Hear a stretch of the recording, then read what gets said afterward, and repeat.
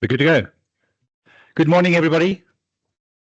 And my name is Ruan Skitter, and welcome to the Flame Station 2025 AI Value Friends. We also welcome our online audience. So, yes, I hope you enjoy the day.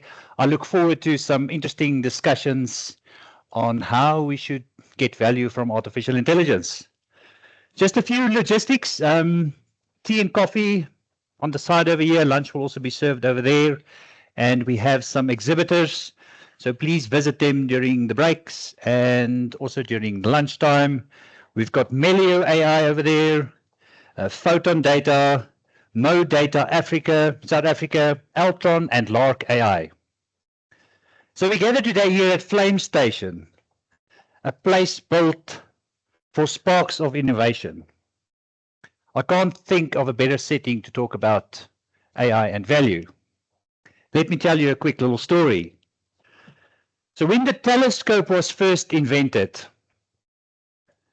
it didn't change the universe. It didn't create the stars. The stars were always there. What it changed was our ability to see further. Suddenly we could measure, navigate, and dream on a different scale. AI is our telescope today for business and society. It doesn't create value out of thin air.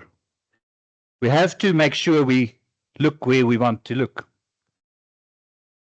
Value is really not hidden if we use our AI telescope. So it can make us act faster, scale ideas quicker. And that's what we're going to be talking about today. So AI is just not, today we're not just going to be talking about AI hype. It's about turning our telescope towards the future.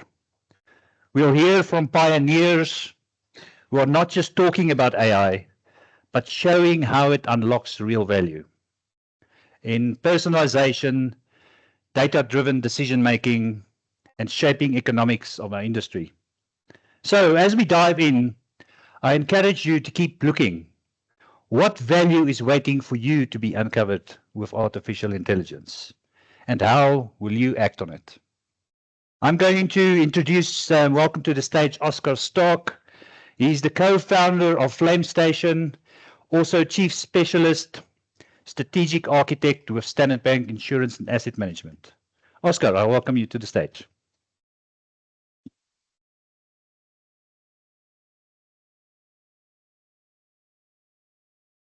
Morning, everyone. Oops. Hear me?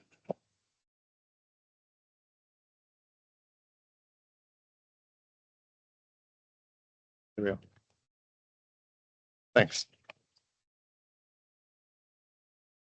Okay, so with the mic kind of now in my face, welcome to this third annual Flame Station conference. It's really an exciting event, and we're super ecstatic that you guys are here.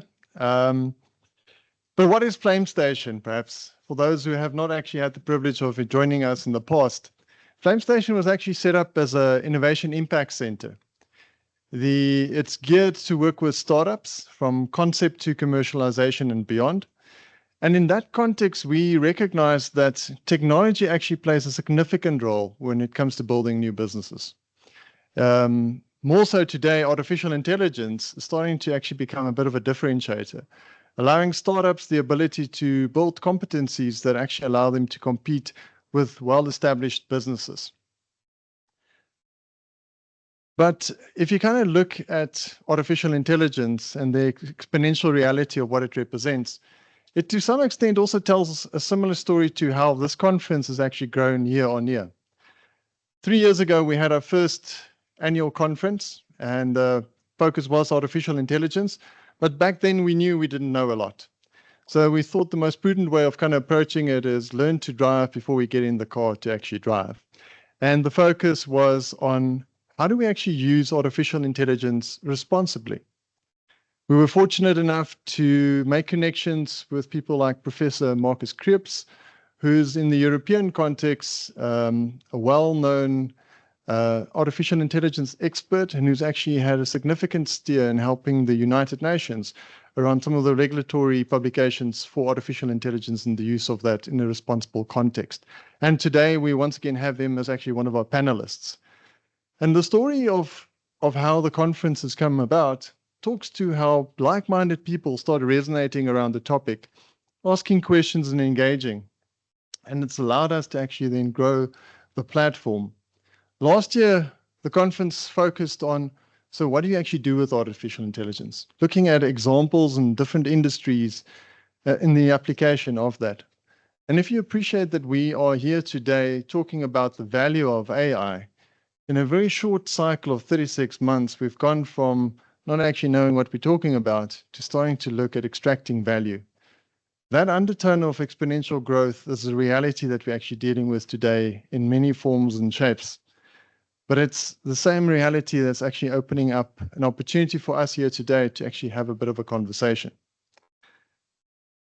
Today, we have almost 900 people that have registered for this conference.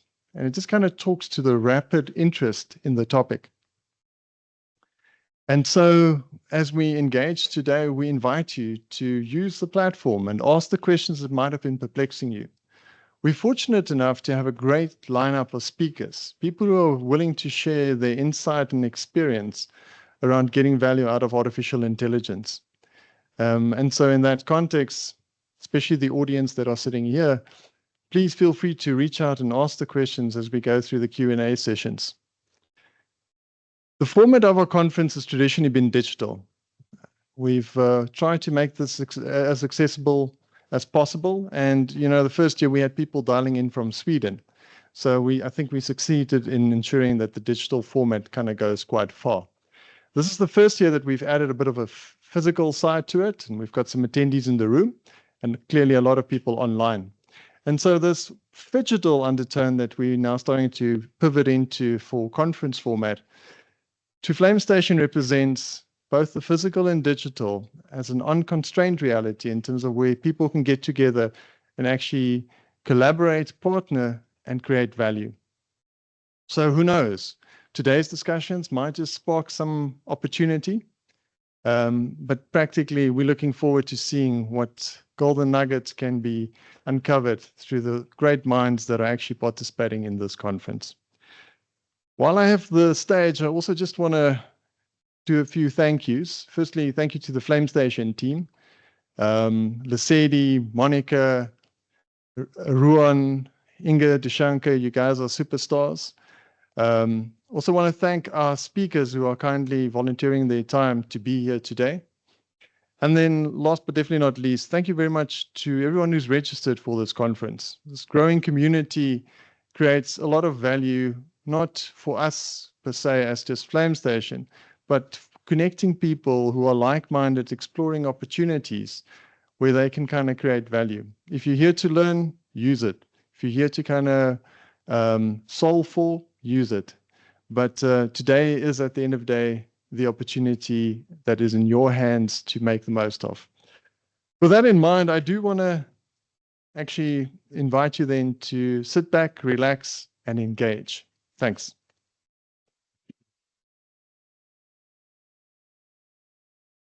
Thank you, Oscar. I've been working with Oscar for a number of years. And whatever we do, he always asks us, what's the value? What's the metrics?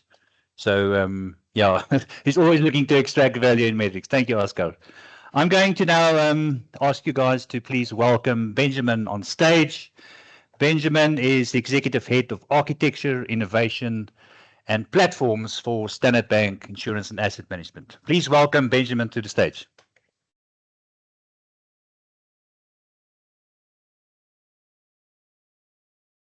That's much better. Thank you. I'm short, so it's not going to work. Welcome, everybody. And yeah, just thank you for being here on the back of what Oscar had just said now. Yeah, I was reflecting today, you know, what do you talk about when you come to a place and talk about AI and what's happening? Because whatever we say or talk about today or whatever thought come up will be all tomorrow, right? And being in IT for over 30 years, I was thinking about what's different to this stage we're in and experiencing ourselves. Now, I studied engineering and thought, yes, you need to, well, you had to in those days qualify yourself to be able to work on IT systems or technology. Later on, software and so forth become quite powerful, and people started to drive software development as a big direction for studying and being in a career. But what is the career of the future going to be with AI at the moment coming through? And the reason I was reflecting on that is just what we are doing here today, or why we're having this type of engagements, is really to say how do we drive this forward and help everyone around us to adopt it, but also be responsible and understanding what it means. And I think the one thing that's different for me here, again, on technology, looking back over the many years I've been there, is no one really knows what's going to happen tomorrow. Yes, there's a lot of thought leadership. Yes, there's a lot of studies and so forth. But what's really going to change? I think we're on the brink of that. And what's we're asking for us today, and when we listen to the speakers and when we share some thoughts in that is, yes, we all of us, either here or online, we're working or we have some outcomes we have to do. Value extraction becomes a big thing in AI at the moment. You are being expected from your place you work or the leadership you are reporting to do something with AI. But I think parallel to that, it's also our responsibility to help and support our country. And how do we drive this type of new thing that's coming to us, being a technology, or we call it, some people call it a new being almost coming through.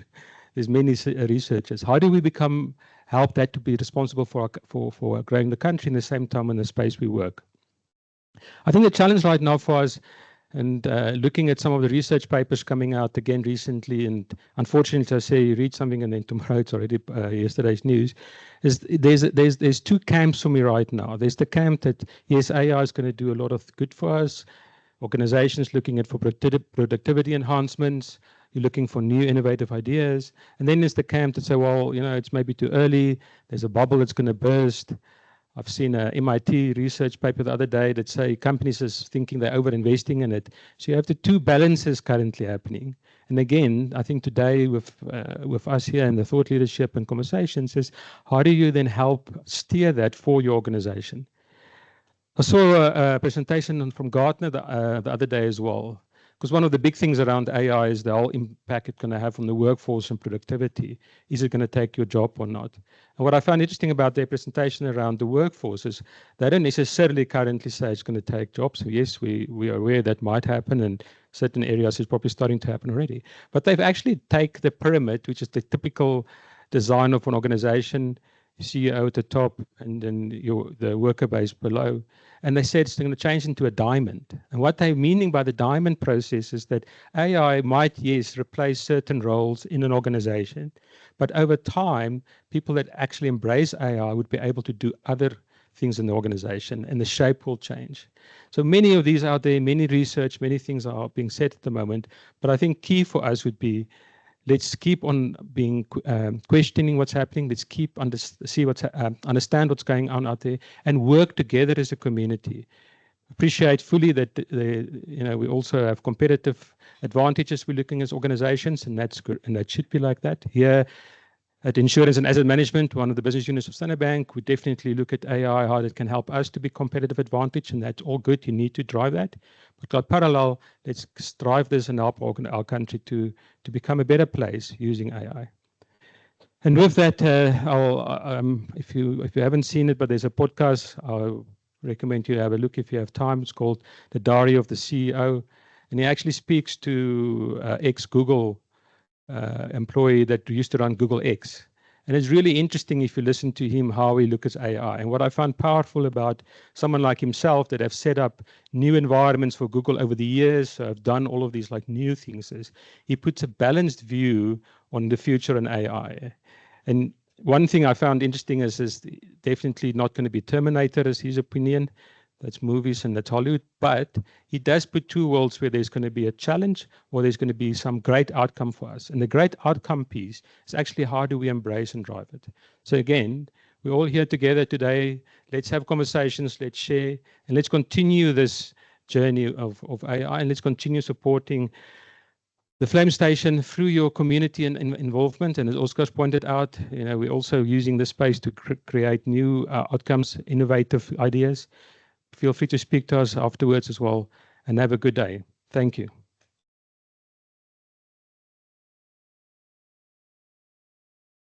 Thank you, Benjamin. Yeah, you mentioned the sort of two angles to looking at artificial intelligence. And when I spoke to Marcus, who will be one of our panelists a bit later, earlier this week or last week, he said if he's going to talk to us about AI not creating value, is that okay? So it said it's fine. Let's also get different perspectives. So I look forward to what he's going to come up with a bit later today. Thank you, Benjamin. Next on stage, I'm going to welcome Meraldo. Meraldo is the co-founder and CEO of the Many of AI. That's 5 years back. Which helps global blue chip clients commercialize and scale up their intelligence. With engineering degrees from WITS, she's a sought-after keynote speaker and known for linking AI to real business transformation. Let's welcome Meraldo to the stage.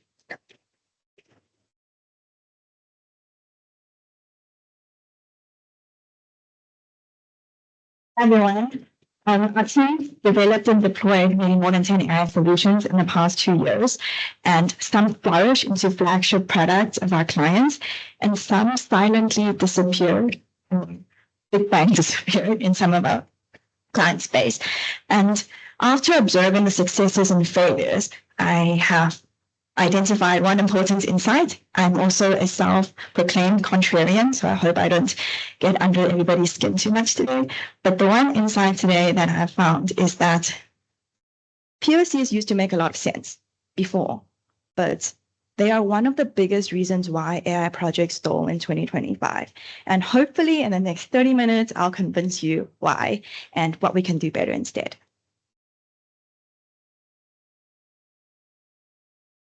But let's start with a brain teaser. In 2022, it takes 11 people $95,000 to run and deploy one AI solution. That's an enterprise stats though. 85% of these AI projects fail. Are there any guesses today? I know a lot of you have read the reports. Are there any guesses today what the stats are today? More people, less people, cheaper, more expensive to go into production? Cheaper. And more people? More people, more expensive. We have also a pessimist here. I like you. But the real stats, well, from multiple sources, is that today it takes $20,000 to $60,000 to build and deploy a solution, but for vanilla AI solutions. But if we dive deeper, the systems are becoming a lot more complex. That Shao has mentioned as well. And these solutions can blow up to more than $300,000 a year. And it used to take more people to build and deploy an AI solution, but today it takes a lot more types of roles of people because of how integrated AI is now with a lot of the business critical applications. So before, it's mostly data scientists, machine learning engineers' job. That's, which will throw it over the wall to software engineers and UX designers, and they will make it work. But in the AI product teams today, we will need an AI product manager, because we need to make sure it succeeds past that 85% failure bar. We need to have UX designers because it's how important it is to integrate in the software development with natural language querying and all of these latency issues. And we need the usual suspects of AI engineers, ML engineers, data engineers, and MLOps engineers, and software engineers, obviously, to build the application. And everybody was quoting this stat today, so I'm a little bit disappointed I don't get to do the big reveal. But that is the MIT stats that was shared, and 95% of AI pilots fail. That is the headline, but there are a lot of nuances to it. And I was hoping that no one will boo me off the stage and say we're here to be inspired, not to be a doomsday scenario. But the truth is that for the ones that do succeed, they generate, on average, 3.7 times of ROI, and with the top performers are seeing more than 10 times in return. And that is just in the very short space that these pilots have been deployed. So the real question is, what are the things that are separating the successes and the failures of these AI projects? So my name is Meraldo. I'm the co-founder and CEO of Melio AI. I started as a data scientist. I turned into a machine learning engineer. And that was because of my deep frustration of how hard it was to get models into production. And That frustration actually fueled me to start Melio so that we can help enterprises to ship AI faster in their data science teams. And for BC, we call it 4 years before ChatGPT. We've been helping our enterprise clients in banking, insurance, and financial industries and healthcare to ship AI faster and bridge the POC to production gap. And almost 7 years into this journey, I have realized, I don't know if it's an uncomfortable truth or maybe we should pivot our company, but it's mostly around, it's not really that we're bridging the gap incorrectly between POC and production. The truth is, why are we still building POCs at all? And that is what I'll unpack today. So the first part of my talk is going to be around the 3 reasons why POC stalls AI projects, how to avoid it, and what we should do instead, and then go into our how we believe it is better and easier to fail cheaply and build faster with AI smartly in 2025, and then anchor that with 2 success stories to kind of see how it works in reality. And that brings us to the first failure mode. It is use case and technology mismatch. Maybe some execs, your CROs, your CTOs come to a fancy FlameStation conference and get hyped up by the vendors and say, hey, like I hear AI agents are cool. We want one of those. Or your engineers go to the AWS Summit last year and got sold by all of their vendor spiel of how great agents are. The truth is that AI agents are really awesome, but they're not great for every single type of project. And starting with the correct type of use case that matches to AI agents are the reason why some of these will succeed or fail. So the leading AI teams always preach this concept of always start with the most simple architecture with the narrowest scope so that you can measure and make sure you succeed. Let's start with an example of what that looks like from a customer service world. Let's say the first layer is very simple. It is AI automation that can involve customer sending an email and your LLM reads it, summarizes it, and responds it. That's it. It is done, fast, reliable, simple, cheap. And the second layer is AI workflow. So that involves chaining multiple steps together. Still same example, customer sends an email, the LLM reads it, detects the tone as angry, tags it as urgent, and then escalates it to the right human to respond. That maybe involves 4 or 5 steps, maybe a few more LLM calls, but it is still fairly predictable. It's still easy to measure, and it is still like a lot cheaper than building an agent, because the truth is that AI agents are very flexible systems that can make their own decisions by themselves.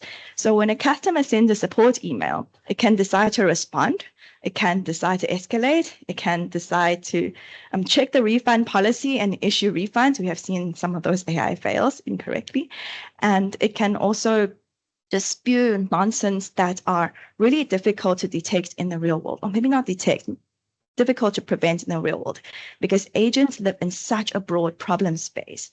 So everybody wants the flexibility of the agents, but they also forget that with that flexibility, it comes a lot of complexity, latency, and cost. And what is very easy to do is that if we start the POC improving AI agents that can drive business value, it's very easy for us to cop out and say that the AI agent will think for us and will decide what is best. And that kind of moves us away from what it is that we really want to measure, because the agents can live in such a broad and fuzzy space, so that it's a lot more difficult to put quantitative metrics against it. And the trap with the POC is that POCs are designed to prove that the technology works. Agentic proof is still quite elusive in a lot of different industry use cases. And what business requires is proof of value. And POCs are designed to prove concepts instead of value. And I'm not saying that don't build agents, because agents really do make a lot of sense in a lot of scenarios, like coding assistants, where you can get really fast iterations. But if you want to build like 4 weeks agent into production that will transform my business, maybe you have to think twice and start from a simpler thing instead. So there's one thing to remember is look for the thing that is the fastest time to value, that can increase predictability, consistency, and speed. But if you need to slap agent into your POC scoping document so that it can get approved, because you can tell your execs that, hey, we also have an agent, just do that, because everybody is quoting agents incorrectly anyways. So we can still say you have a workflow, but it's an agent so that you can get your POC approved. And that brings us to the second use case, which is undefined success. This is one of the common mistakes that we see a lot more. It's we have this AI product and we go into production and the execs are super excited, expecting this big transformative experience. The engineers are like, we worked so hard, did so well, I'm expecting this big bonus. And then the product goes live. And then everybody's just standing around and waiting. It's like, are we clapping? Like, is it the confetti moment yet? We don't know, because what the success criteria is either too narrow, like, is the technology working, or too broad of how much money is it bringing in? And the truth is that it is, for a lot of these AI projects, it takes quite a long few cycles, a few months, a few weeks to really see that business transformation. Let's take an example of, say you're building a B2B sales, AI sales co-pilot, and you're selling to enterprise. And the most logical success metric for that would be, what is the pipeline conversion rate? How much money is this AI sales tool helping our sales team to generate? That is a brilliant metric. But you also know that enterprise B2B sales is 6 to 9 months. So what are you going to do? You're sitting around for 6 to 9 months waiting to prove that value? Or let's take another example of you're building a marketing campaign for personalization, as argument's sake. It has really brilliant underlying AI technologies, and the team is like, okay, then our proof for this technology is that we are generating a campaign uplift of bringing in however much dollars. And the difficult thing is that there's so many steps to get right that is completely like beyond the AI's role, so that it might also take a few weeks or months to see that conversion. And if you're only measuring that as the expected value on day one of your POC launch, you're really setting yourself up for failure. So instead of looking at really long-term successes, we need to think about some of these use cases as leading and lagging indicators. If we measure all of these leading indicators and they're moving in the right direction, and we're setting the metrics up right, then we have a better confidence in that it will lead to the right lagging metric eventually in 6 months' time. So you're not twiddling your thumbs and waiting to see if your AI worked or not for a very long period. The first thing to measure is system health. These are all of the engineering metrics, because if this is just checking if your plumbing works. Because if none of this works, then you don't have an app, no one can log in, no one can interact with it. The next one is AI health. Is your AI doing what is expected to do? And the next one is adoption. Are your users using it? Are they engaging with it? Then it's, what is the impact that it has on your workflow? Is it making you work faster, more efficiently? Or is it like, you prompt for 20 times and 25th time, you're hoping that it's going to give you the right answer? And then it is business value. So this is a very wordy slide, but I'll go through it quite quickly. System health, some examples for engineering metrics are latency, throughput, error rates. These are like, what your ML engineers will measure. Model health is around trying to see if your AI can retrieve context correctly, can do the answers accurately. Are there any hallucinations? How is a human's baseline performance against the AI? That's your AI engineer's job. Then the user adoption is really around your product manager's job. How many people are actually actively using your AI features? And how long are they engaging with these AI features to get the right result that they wanted? Are they coming back to reusing it? And then the workflow impact around, let's say, these are more tied to your specific use case. If it's a customer support, how fast it is taking you to resolve those issues, or if it's like a pipeline conversion for your sales, then what is your velocity increase? Is it making your sales people more efficient? And then eventually, if all of these are correct, then it'll lead into business value. You can't really sell someone a pair of scissors and say like, I'm expecting a really great haircut, but that's not the scissors job. The scissors job is cut well. You have all of these underlying things that needs to get right. And if you don't put those in place in day one, then it is going to stop, fizzle, and fail somewhere along the way. Then the next failure mode is another thing that we see very often, but it is also one of the easiest things to fix. It is the POC purgatory. 70% of AI projects never leave the lab. And the truth is, just like Charles said, shipping an AI feature is very different from shipping an AI product because it's an entire mindset shift. And this is what people expect when they build an LLM app.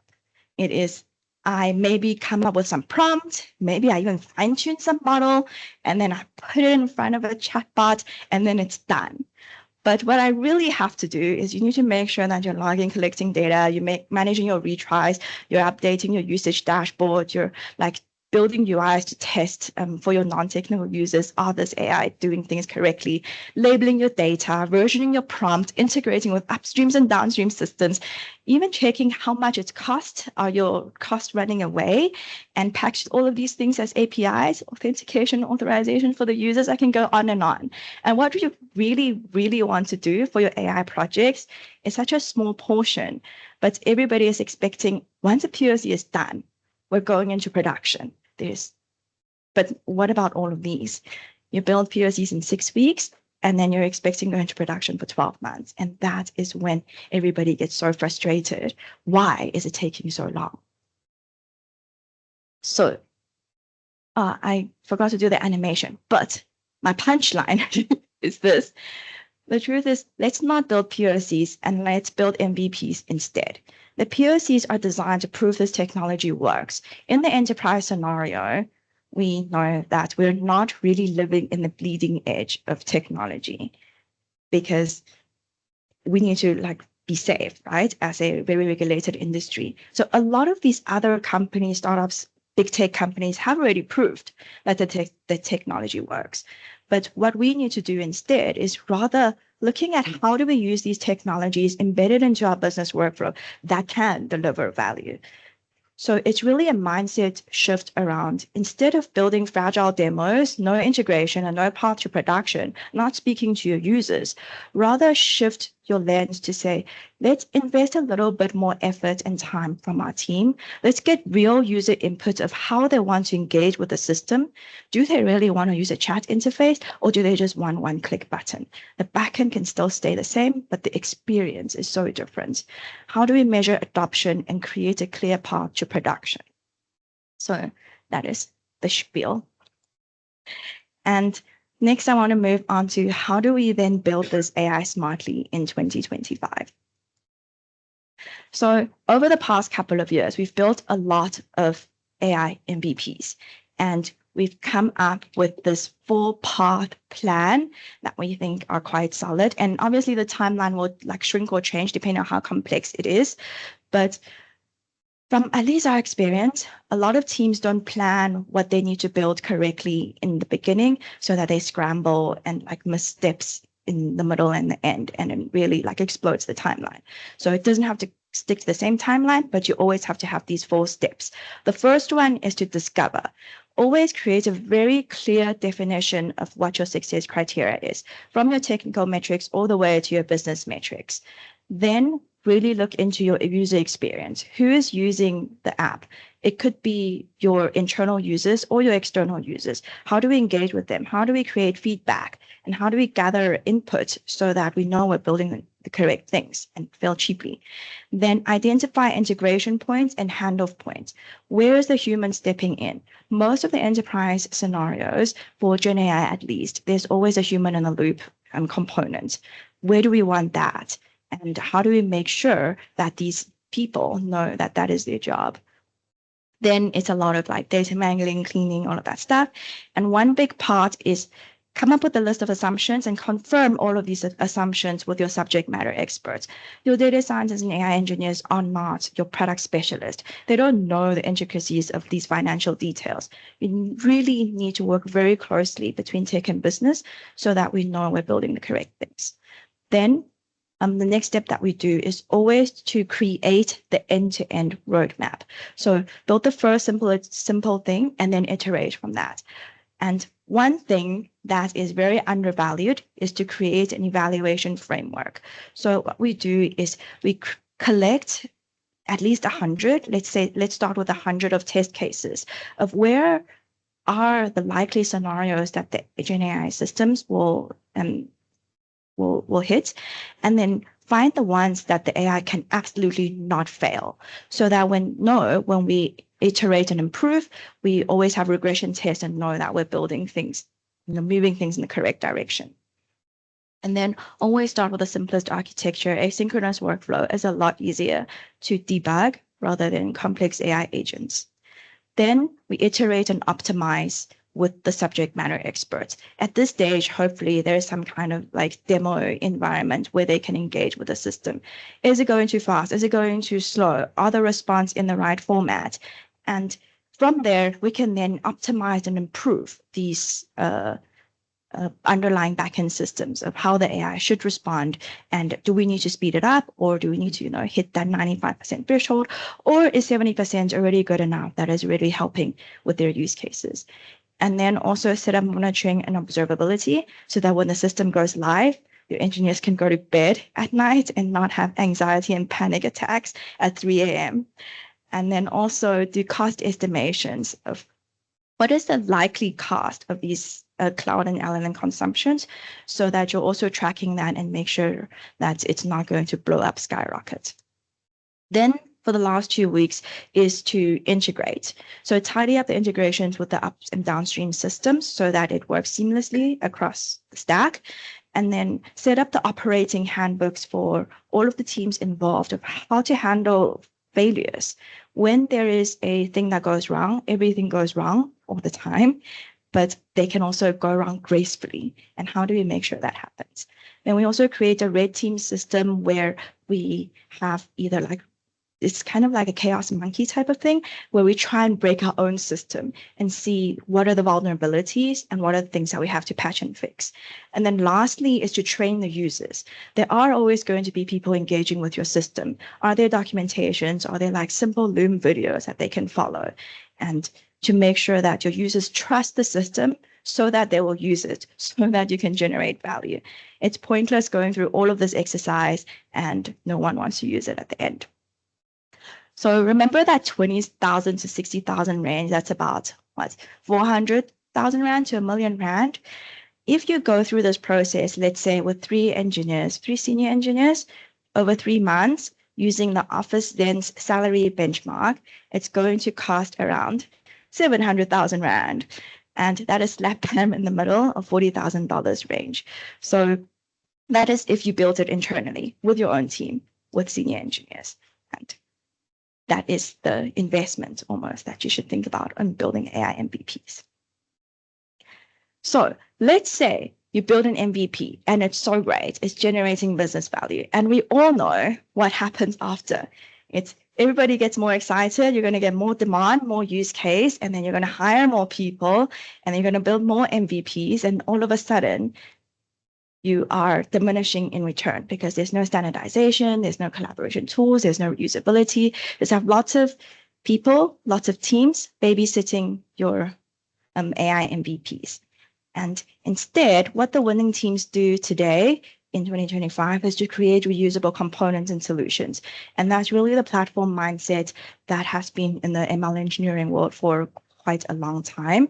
Really, for these teams is to standardize the components that can be standardized and allow those components to be discovered and reused by the rest of the teams across the organization, so that you'll see like this curve of unlocked values that goes skyrocket into the infinity. And lastly, I want to anchor on the final two use cases. But before we start with that, let's first unpack very quickly, how do we make components discoverable, reusable, and standardized? In 2020, maybe a few years ago, when Gen AI first came out, the technology landscape is still quite fragmented.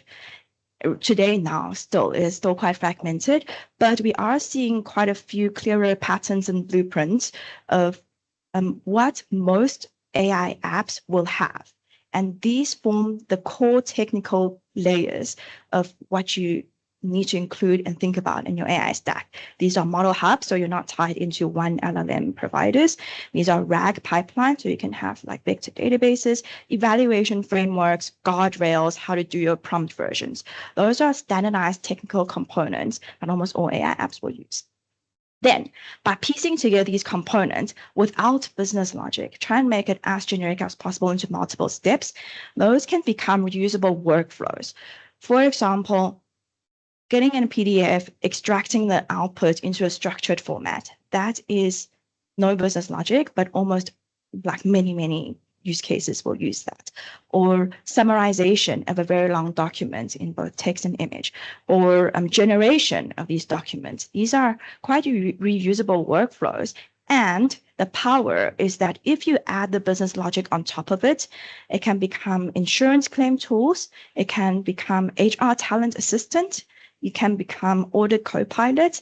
And as you make them more discoverable, you can create more reusability and discoverability across your organization. So how does this work? As one of our first use case, we built an AI audit assistant with a global auditing firm. And what it does is that they have these very senior partners. They will just keep flashing. You don't have to like stare so intently at it. They have these senior partners that they have to start the audit engagement 2 months before the audit starts because there's so many documents to collect, and it has to be senior partners because these documents are also very technical. You need to make sure it's the right period, right amount, right clients, all of that complicated stuff. And it's mundane, complicated, but takes a lot of time.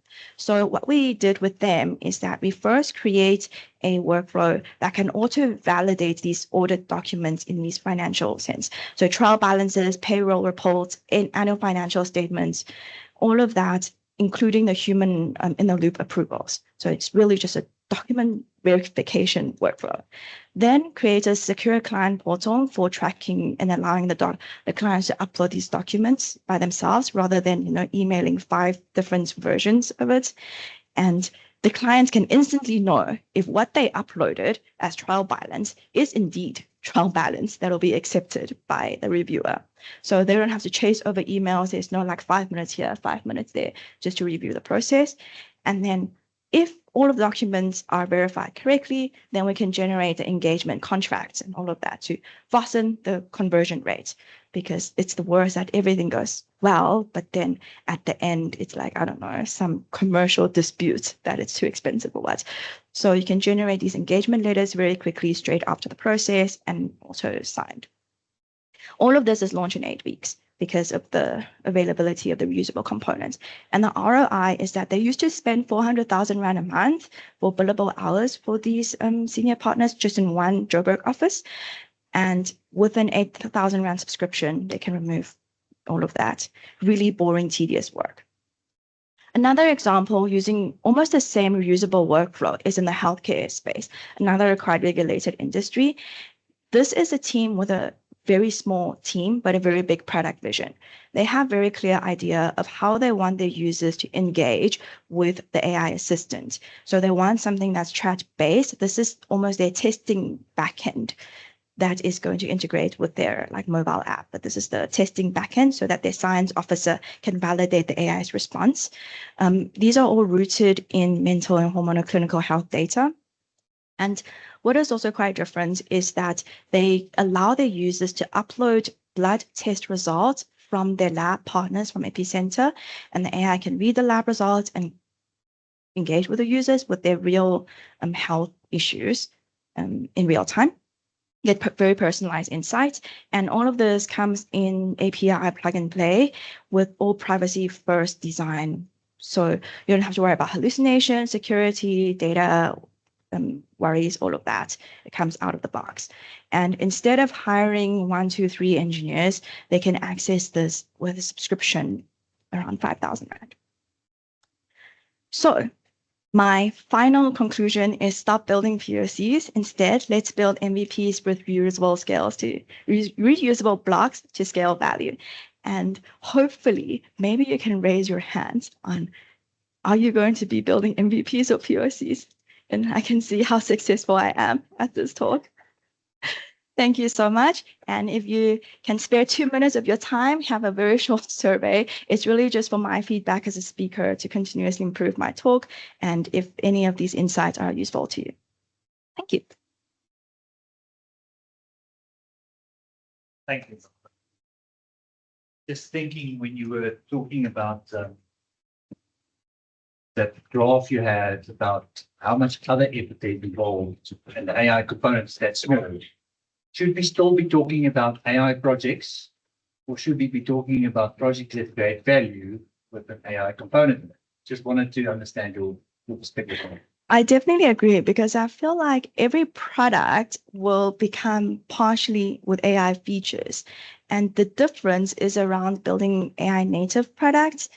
And that is just one piece of the entire product scope. So, yeah. Thank you. Let's see if there are any questions from the audience. The people raise their hands. No, so I think I did really badly. Today. Okay, I know some of you say name and shame. It's not wrong building POCs. It's really just a mindset shift of how you build a POC. It is my sensational title. I was thinking of an analogy, not a good one, but I was thinking. We don't always, we want to write a letter in Word. We don't take Word to govern every time we want to write a letter. It works. So, and a lot of the AI technology, as you said, really works. We don't have to go and retest it. We need to move to that value piece. Any other questions from the audience? I either bored you or you all like went to sleep or it's so much insight and everyone's like thinking about it. But if you want to come speak to us, we have a little booth there and we have nice little cookies. So you can get a pick me up later. Thank you. Yeah, maybe just to close off, I was speaking to a team the other week, and the AI component that they built, the build work took about a week. The prediction in terms of how to keep the data right is a 3-month project. So again, it's not the AI project, it's the data piece that becomes really important. AI is becoming so easy to use. Yeah. Let's give Meralda a hand. Thank you very much. Next, I'm going to welcome Cabello to stage. So Cabello is the co-founder, CEO, and senior solution engineer at Photon Data, specializing in accelerating enterprise AI adoption through, listen to this, universal semantic layer technology. Sounds interesting. His work bridges complex data ecosystems with modern artificial intelligence and machine learning tools to ensure consistent and scalable insights. Please welcome Cabello to the stage.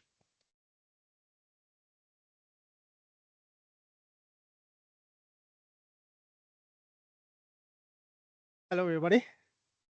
How are you doing? Great. So I have a quick question to pose. In terms of the split of the room, how many people represent business users? Okay. How many people represent IT, data teams, AI, ML? Awesome. Cool. And a mixture of the two. Okay, we have got some people. Awesome. So my name is Kabelo Mchazwe. I'm the co-founder and CEO of Photon Data. I have an industrial engineering background, so I'm really a process guy at heart, and postgrad in computer science, both at Wits, right across the road. So we're here to talk about data more than anything else, on my side at least. As Meralda said, I was going to talk about 95% of AI projects fail, but people have already covered that. But I suppose more than anything, I'd like to really speak to the heart of what it's like being a business user, trying to work with the data and IT teams in order to bring these projects to life, right? And I don't know about you, but I've been in a couple of large organizations, SAB and Bidvest afterwards, where initializing a project is not a very easy feat. I don't know about you guys, but often I'd conceptualize an idea, and I'd pose the project to our IT teams, and it kicks off a series of project-related tasks where we need to assign an analyst to figure out, okay, what are you actually talking about? That'll take a couple of weeks, if you're lucky, maybe a month or two. Then we start to figure out, okay, where does the data live, right? And what I found is that a lot of these projects, if looked at in isolation, might take let's say a reasonable amount of time if it's just you and you've got your small little project and you're part of the business. But the reality is everyone in the business is interested in developing new capabilities, in trialing out new features of new technologies, new tools, etc.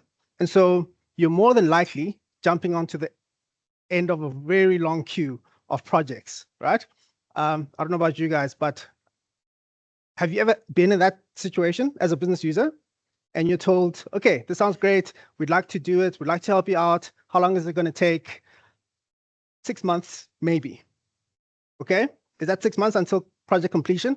No, 6 months until we get started. Right? Okay. So this is the very definition of, what we can't scale sounds like, right? From business users, at least. And I think the genesis of this friction, low-key friction between business and IT. I love IT and I love business, so I love both sides. But what does we cannot scale sound like to business users? It's about discovering the data. So where is the data? Where does it live? Who's responsible for it? Who owns it? All right. Where can I find the data owner? What's the schema of the data? Is the data related to other concepts, right? Is it clear to understand what its purpose is? Okay, can I trust this data? How often is it refreshed? How often is it changed? Is it been merged with other systems? How do I consume this data? How do we bring it to the fore? And then how do I publish the data? How do I reuse it in future if I need to use the same data asset? So I think this is the core of often why GenAI pilots fail. Is because sometimes you fail before you even get started. Sometimes you don't even have the data that you thought you had in order to get this project started, right? And you only figure it out maybe 4 to 6 weeks later. So why are GenAI pilots failing? Carl mentioned that AI is arguably the most transformative technology that we'll experience in our lifetime. And I think that's true. But with that comes a couple of different risks. If you've spoken to a couple of CIOs, like I have, you'll know that a lot of business users are asking for these capabilities. I want to do this. I want to put in some prediction models. I want to build some recommendation systems, etc. But a lot of the time, the risks as it stands sometimes outweighs the benefit. It's because the benefit's hard to articulate. And so where do we go, right? We want to use these tools, but we don't quite yet have the data governance actually in place to do it safely, securely, and in a trusted way. So what do?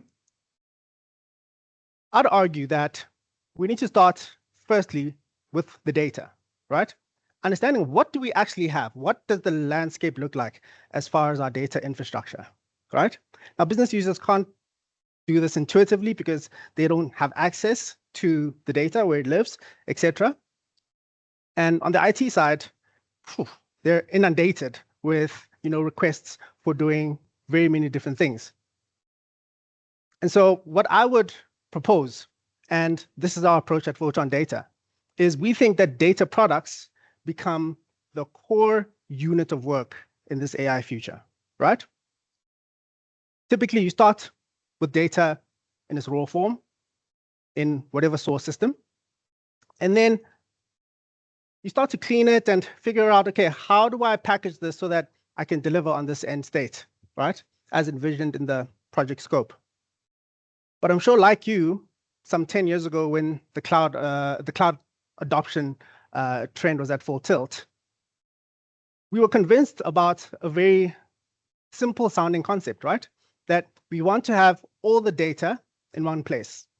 But I'd argue that this was the first lie of data management, right? And I mean, it sounds good and we want to believe in it, right? One single source of truth, right? So we were told, okay, let's put everything into a data warehouse, right? That'll solve everything, okay? A few years passed and we figured out, okay, it didn't quite solve everything we thought it would, because it was missing a lot of data, right? We would only put really important data in our warehouse, a lot of transactional data. And then we started thinking, okay, I want to do something different. I want to use data from our online store. I want to use data from our mobile app. And we just didn't have the data. We weren't saving a lot of data. Then we were told, okay, let's put it all in a data warehouse. Let's just put everything in the data, in the data lakehouse, right? And that's supposed to solve everything. That's now a single source of truth. And then we figured out that actually there's a lot of data. There's a lot of data. And okay, now we sort of have a lot of data, but the consequence of that was that we lost a lot of context, right?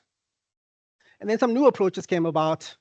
You know, people started talking, okay, let's start looking at this data fabric technology, right? We want, you know, a unified data layer that would allow us to centralize a lot of data management, right? So let's bring all the data teams centrally, right? Let's bring them all to the core.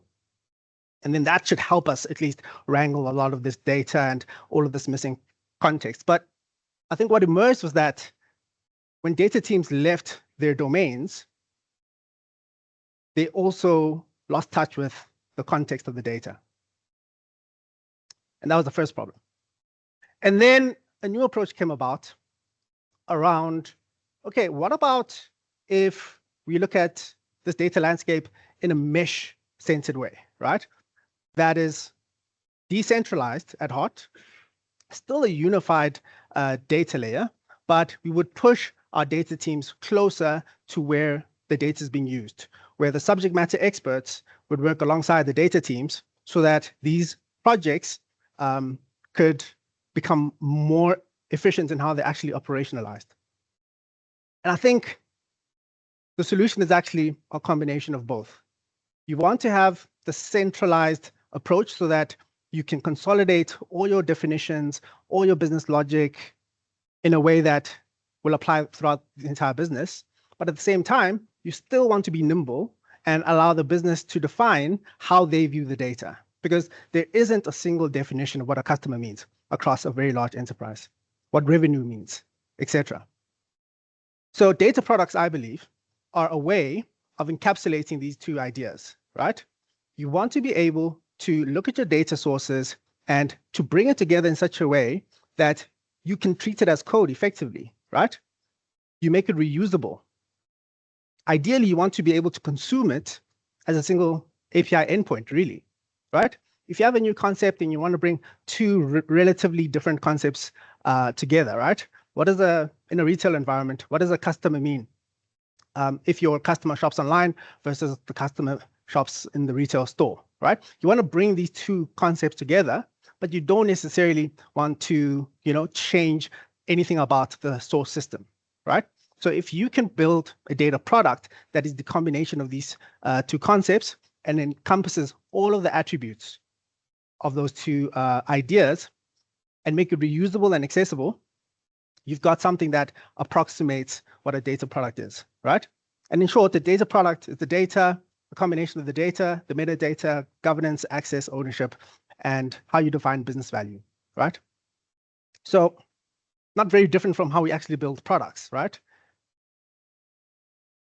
So how do we actually leverage this idea in a cohesive way? I think I'd start with semantic layers.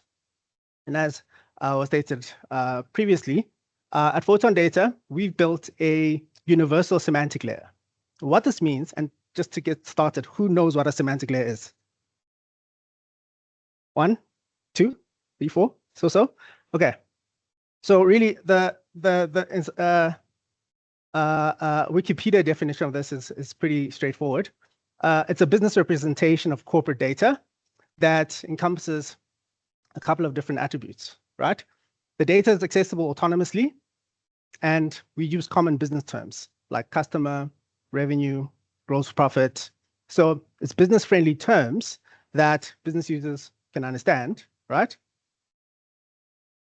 As well as being able to create a unified, consolidated view of the data across the organization.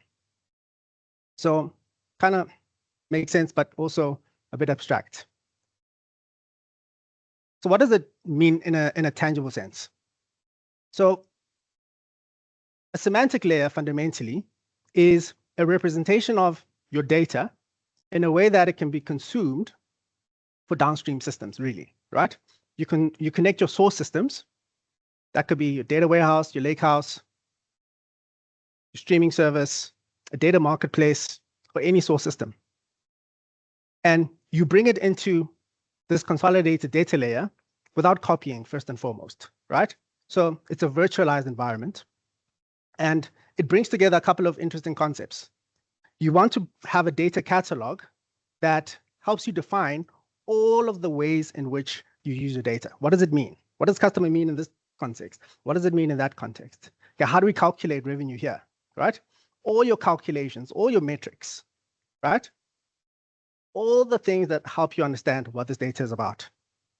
And then you're able to define data contracts. How does this data get used? Who's allowed to use it? Who's allowed to access it? How do we subsequently create governance around the data? Which are the critical data assets? How do we find policies? How do we define policies as far as data governance is concerned? All right. In the very early days of Microsoft AI Copilot, the Copilot, trying to please its masters, gave everyone in the business access to the CEO's email address if they just searched what the CEO happened to be talking about in the Copilot, right? A very big blunder. So without data governance, you really can't get started. And then lastly, you want to have data observability in place as well to understand what is the quality of this data? How complete is it? Are there any anomalies in the set of data that we have? How do we define data quality here? And then ultimately, you want all of these data assets or data products, once created, to be consumed by various data consumers. That includes various BI tools, AI agents and chatbots, custom applications, as well as data science and MLOps tools as well. And an important thing to note is that semantic layers historically came from being tightly coupled with BI tools specifically. And what came of that was that you'd have companies that were using Tableau, for example. So Tableau has its own semantic layer. Power BI had its own semantic layer. Various data platforms also have their own semantic layer as well. So what you'd actually get is every data team using a specific tool and its semantic layer will start to define things in the context of the tool that they used. So you could have all your definitions for certain use cases in Power BI, certain definitions and use cases in Tableau, certain definitions, metrics, KPIs in other data platforms. And this proliferation of semantic layers and definitions started to create a governance nightmare. Because what is then our single source of truth? Now, what a universal semantic layer does, it acts as the central store of all related data information that's relevant for building data products. A central store for your metrics, for your KPIs, for your definitions. And as I stated, your data catalog, data contracts, data governance, and data observability pipelines. Now, what it looks like in practice is a lot of spaghetti diagramming, right? Where you import your catalog items, you're able to connect them to other nodes, you're able to add operators onto that data, calculations, and start to define precisely how you want to build these data products. And at the end of the day, be able to expose it as a single API endpoint that can be consumed by any data consumer.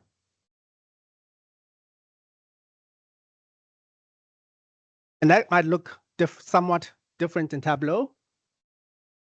And you can expose the same data product in Excel and expose the same data product in Power BI. And so you have this consistency of definition and understanding of what our data is, what it's about, who's using it, and what downstream system. So I'll give you an example of a retail customer of ours who have a project centered around their e-commerce marketplace.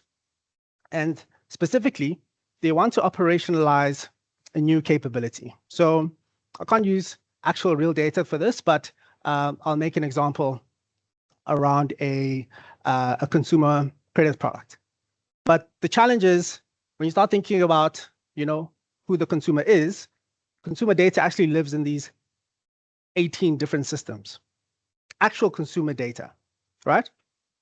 So the first port of call is, what data do we have?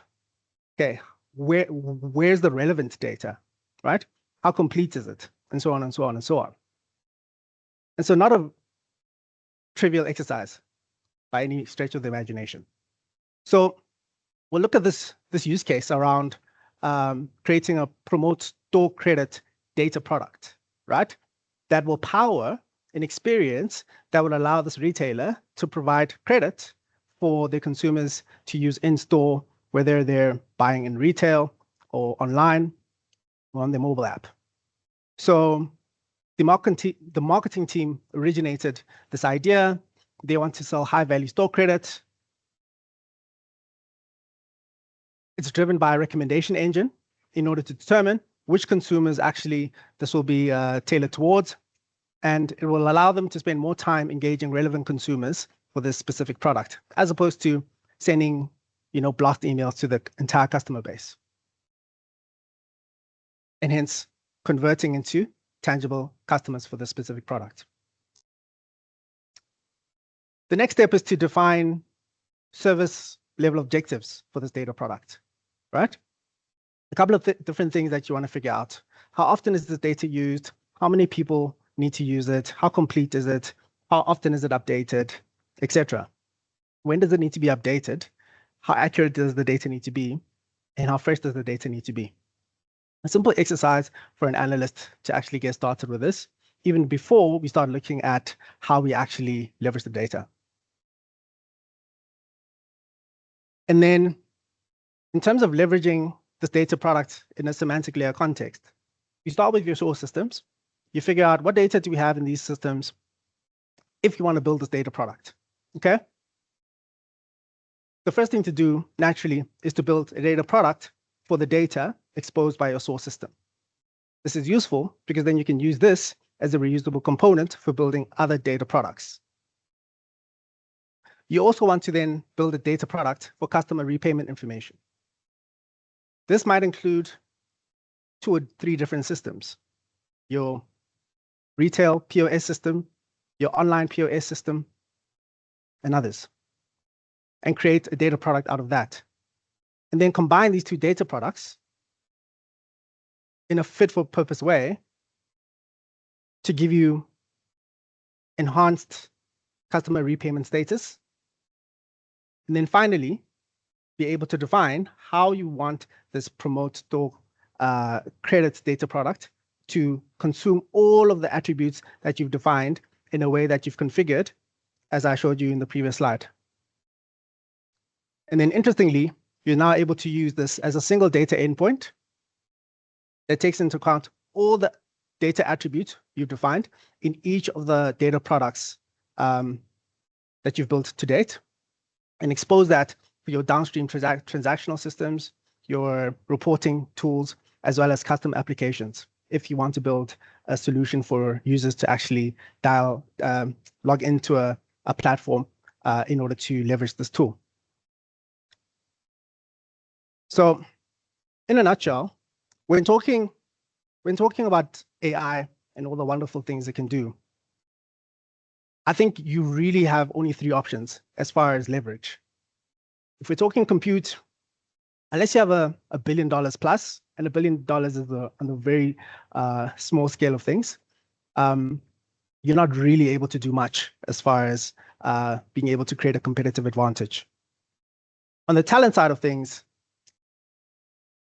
talented data teams, your ML engineers, data scientists, etc., exist, but there aren't really that many out there. And the best in the world are being monopolized by your Metas, your OpenAIs, etc. So really, as far as leverage is concerned, your only option here is to invest in data. Your data teams, your data infrastructure, as well as you're thinking about how you want to manage data across the business. So that's me. And Gabelo from Photon Data. Thank you. Thank you very much, Gabelo. Let's see if there are any questions from the audience. Anybody's got any questions? Yes. Thank you very much. As a data person, it's great to hear someone say, we need to invest in data. Because data is fun. No, absolutely. Go AI. Yeah. I mean, before ChatGPT 3 was released in 2022, no one really cared about data. Not really, as far as being able to get business cases signed off or projects operationalized. But now this tailwind is at least opening up the conversation to the importance of data. And it's definitely a lot easier to get projects funded if you're building an agent. But I really think you want to start with your data landscape and start investing in how do you get maximum leverage and value from the data that you actually have. Great, thank you. Maybe just one last question from my side.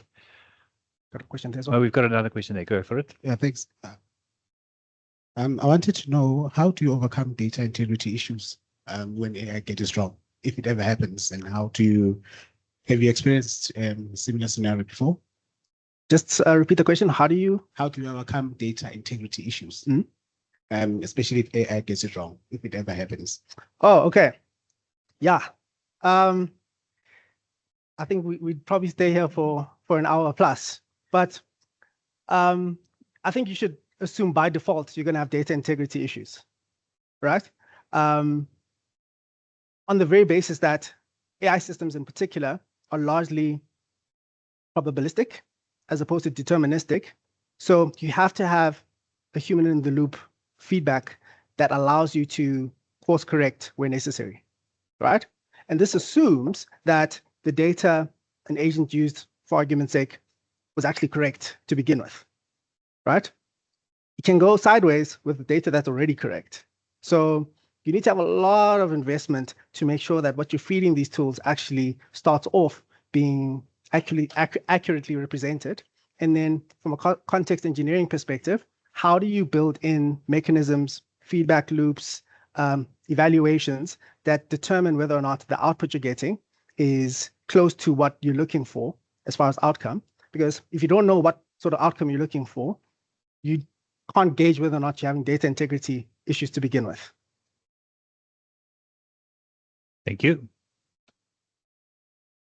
If there's no other questions, yeah, maybe one or two questions from my side.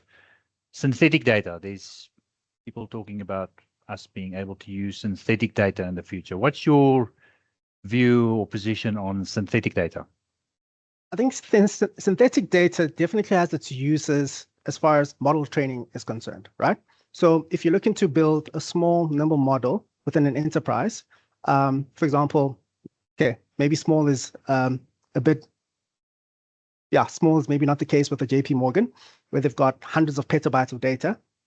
But in that case, you've got enough data to, train a model, but you may want to augment it with other sources of data to give you more range if a specific subset isn't quite enough to train your algorithms. But on the whole, as far as enterprise use cases, I don't really see too much viable ways to use synthetic data in that sense. because I suppose the risks are pretty substantial, right?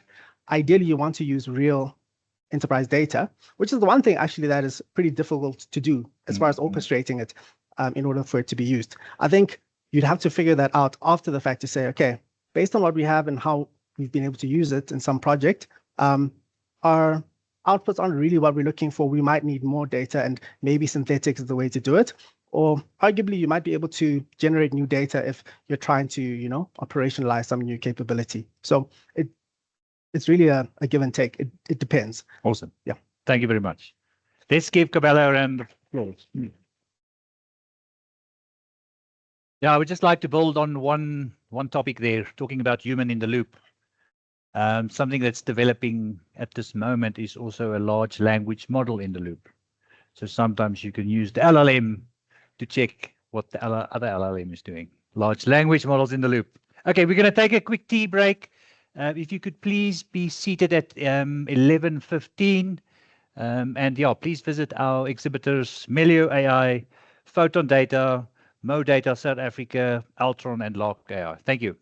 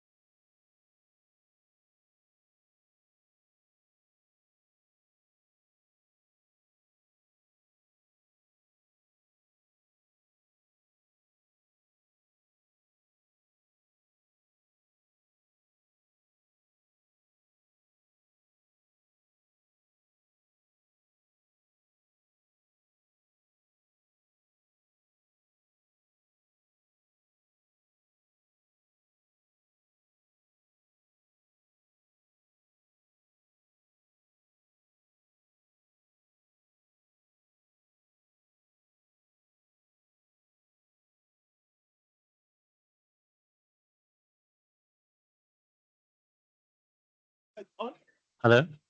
Yeah, that's great. Thanks.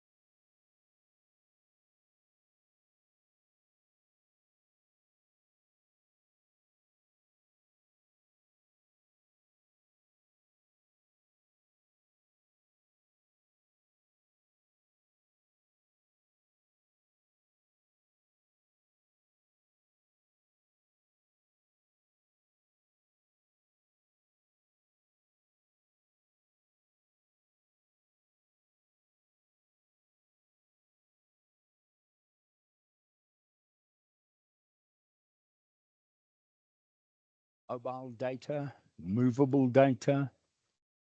Um, Okay, so that's aggregators. That's like an infobip or aggregation business that tells you how many movements you're having on pages and so.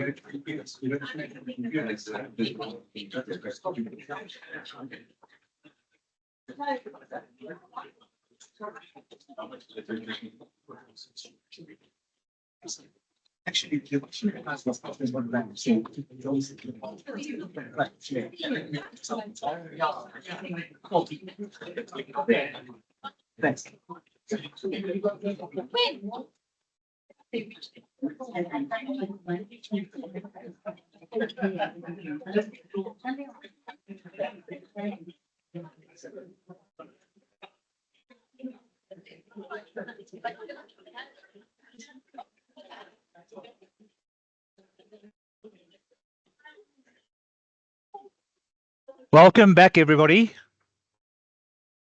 So our next speaker, Brendan van Staden, he is the Chief AI Officer at MoData. It's the first time I've met a Chief AI Officer. With over 30 years of experience in digital transformation and customer integration technologies.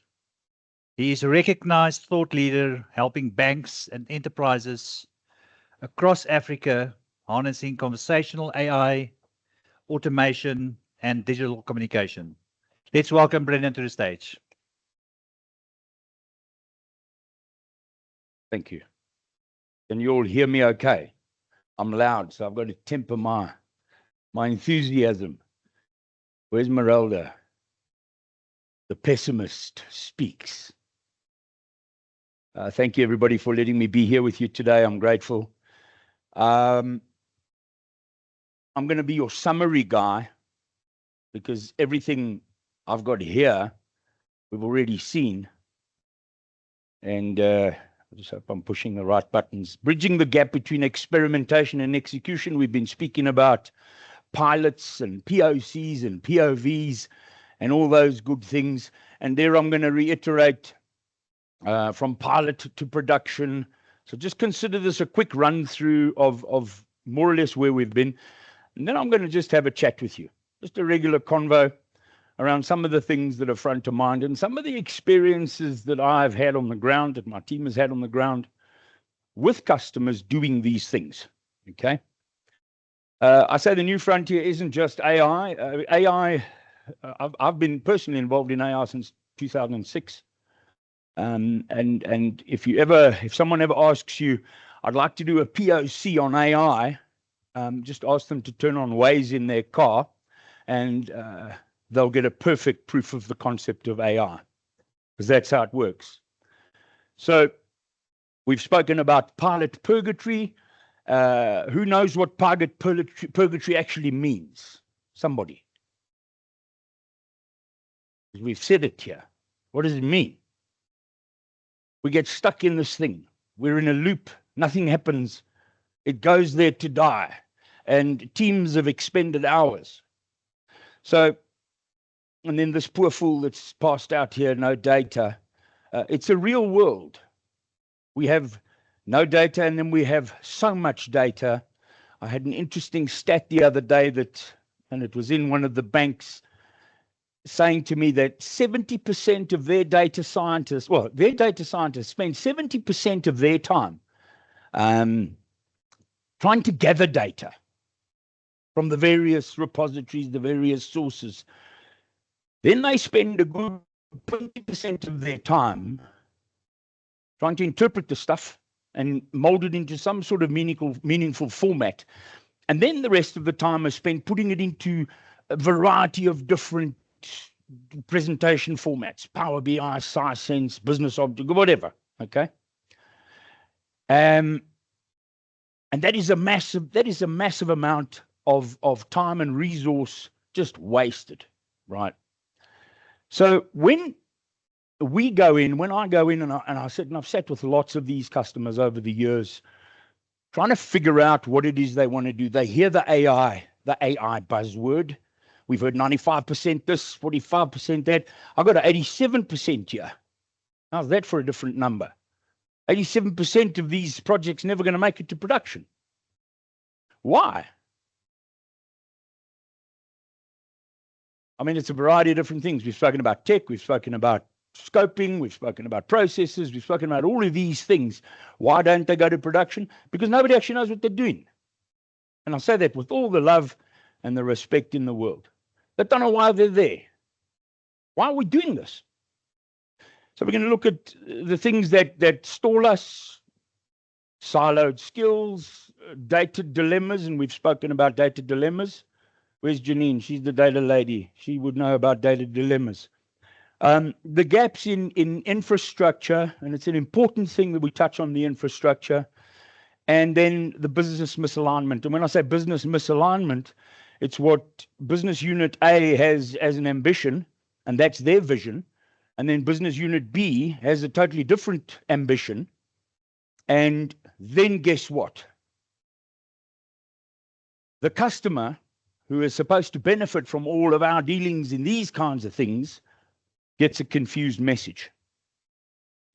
We're in the same business, we're serving the same customer, but we've got different ambitions. We've got different beliefs, different values on what that customer should be seeing. I love what you said, Charles, about this misnomer, the single view of the customer. How about if we flip that on its head and talk about, does the customer have a single view of our business? Who here as a customer has a single view of your business that you work with, whether it's your bank, whether it's your insurance house? Who has a single view of what you look like inside there? Anybody's hand going to go up? No. Because we don't. So the businesses are using all these fancy tools to AI this and engineer that and automate this and automate that to get a single view of how to maximize me as a customer, my annual recurring revenue to that business. And the most important piece is being overlooked because the customer over there doesn't know what I'm actually wanting out of that business. So, as I said, I'm your revision guy. We re-engineer the process, not just the tech. These are all the buzzwords, the standard things, and I'm not going to bore you to death. I'm going to leave this slide up here because that graphic over there, the AI readiness framework, is quite informative. I know it encompasses a lot of what we've spoken about, but it structures it nicely. When we go in and try and understand what the customer wants to do, I got a call one day. I was at a conference, and someone came up to me and said, "Listen, that what you're doing over there, I like that. Tell me more." And it was integration with a product called UiPath, which is a fantastic robotic process automation tool. And we integrate with UiPath. There's a whole lot of things, and we spoke about RPA. It was about 2 years ago, and this whole RPA thing got exciting, and the guy said, "Okay, I want you to come in. I want us to do a POC." So I was like, "I'll do that. Let's get it ready." It took us about 8 months to get to the point of now getting ready for a POC. What took us the bulk of the time for this POC? Things that people don't think about when we want to scale, and then we want to go into production, okay? This is a bank. And this is an insurance house inside of the bank. And we want to build something that's gonna meet a set of scope requirements that people are going to talk about. And they're going to write these scope requirements down. And we're going to go and do a workshop with all the different people in the different divisions. And we're going to go and chat about these requirements. And then we're going to say, right, this is lovely. So this is going to do this. And when the customer phones in or speaks to this bot, that's going to happen. And it's all going to be automated. And then I say, so what's new? Why are we doing this? No, but we want to run a pilot to see if this agent, if this robot can talk and have and make it easier for the client. What's new?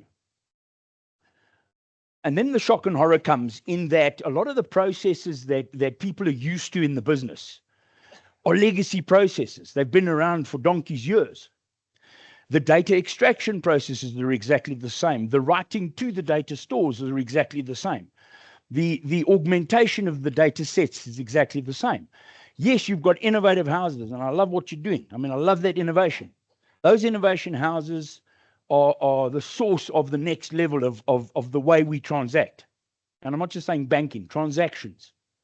But transactions are informed by conversations.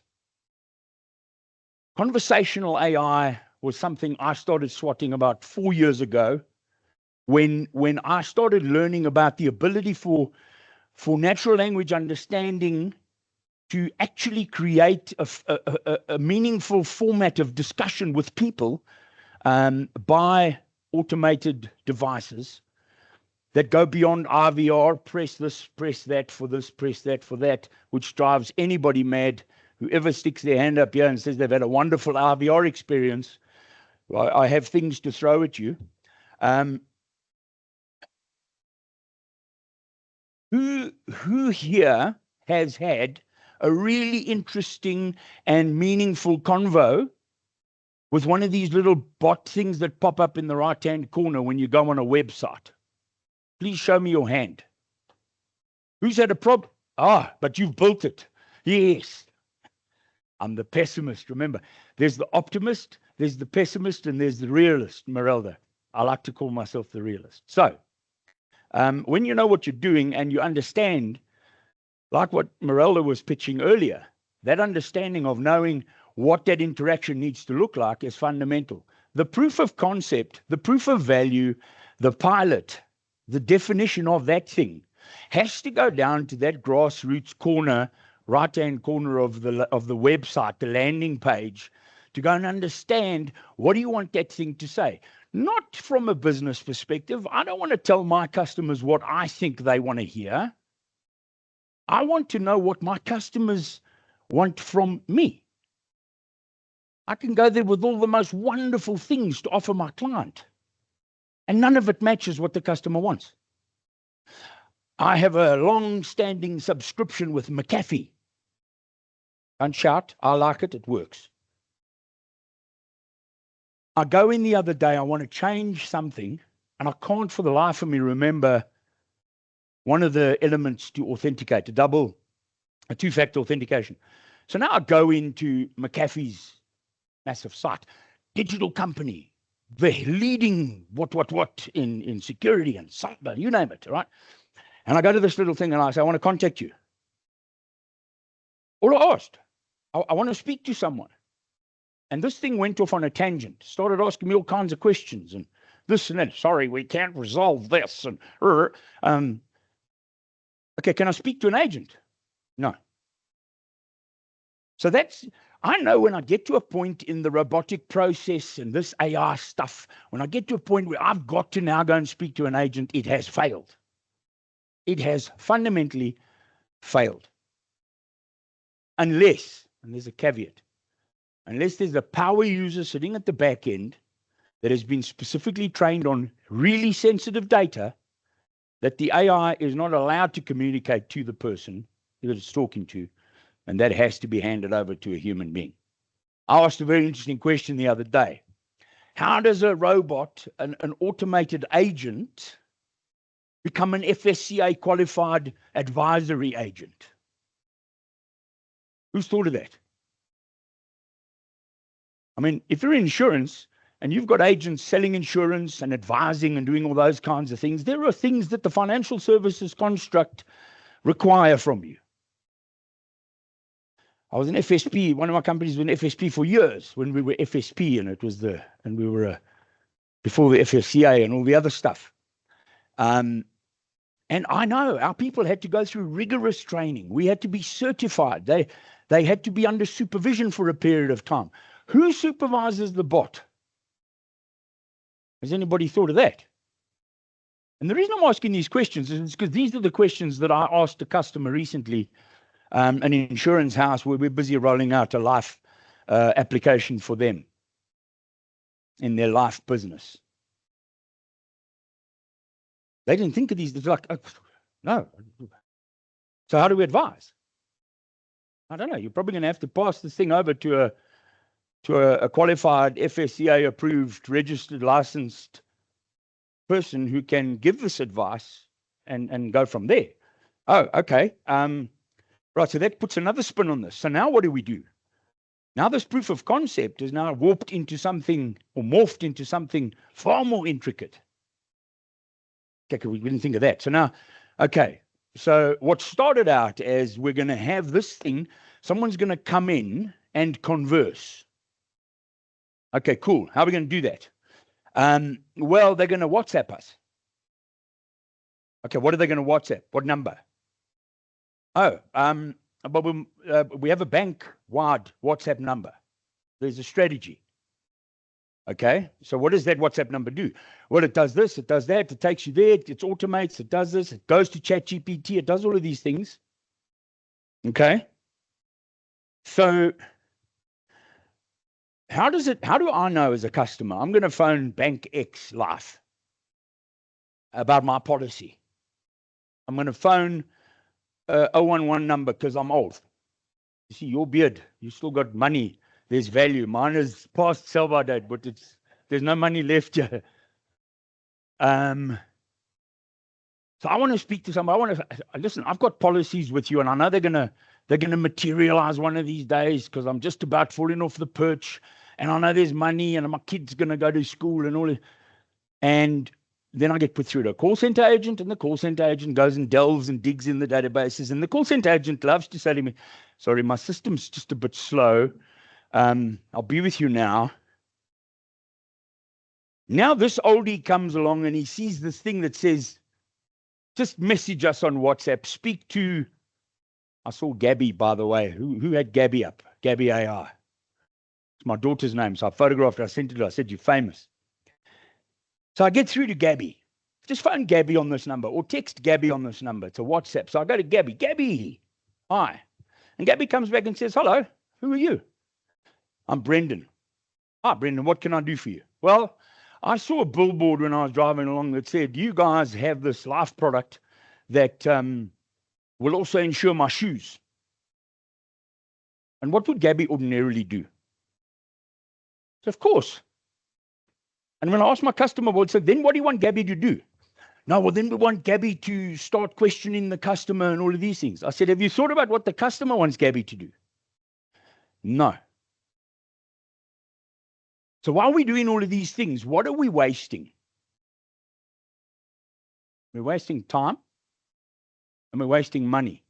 Now, the money we think we're wasting is, what if we put this AI thing in and it fails? We've wasted money on the software. We've wasted money on the dev. We've wasted money on all the time it's taken, And that's not all the money you wasted. And that's why, Marella, I came up with a more people, more, okay? Because at face value, we see cost. But we don't understand, and this is what's critical for us, once we go from preparing a pilot framework, we literally want to take that thing to a production framework in the pilot framework, if that makes any sense, right? So that we just want to flip it, switch it on. When we define all of that stuff, okay, I want to know in there what the real costs are. What is my infrastructure going to look like? Well, the infrastructure is going to have to be this, this, and this. Oh, okay, so you're cloud. Oh, you're AWS. Oh, you're Azure. Oh, you're Google. But you've got all your critical customer data sitting on premise. Oh, now what? So then we spend a huge amount of time getting the whole cloud team together. And then there's a cloud forum, and you'll know all about those oaks because you probably spend your life telling them what to do.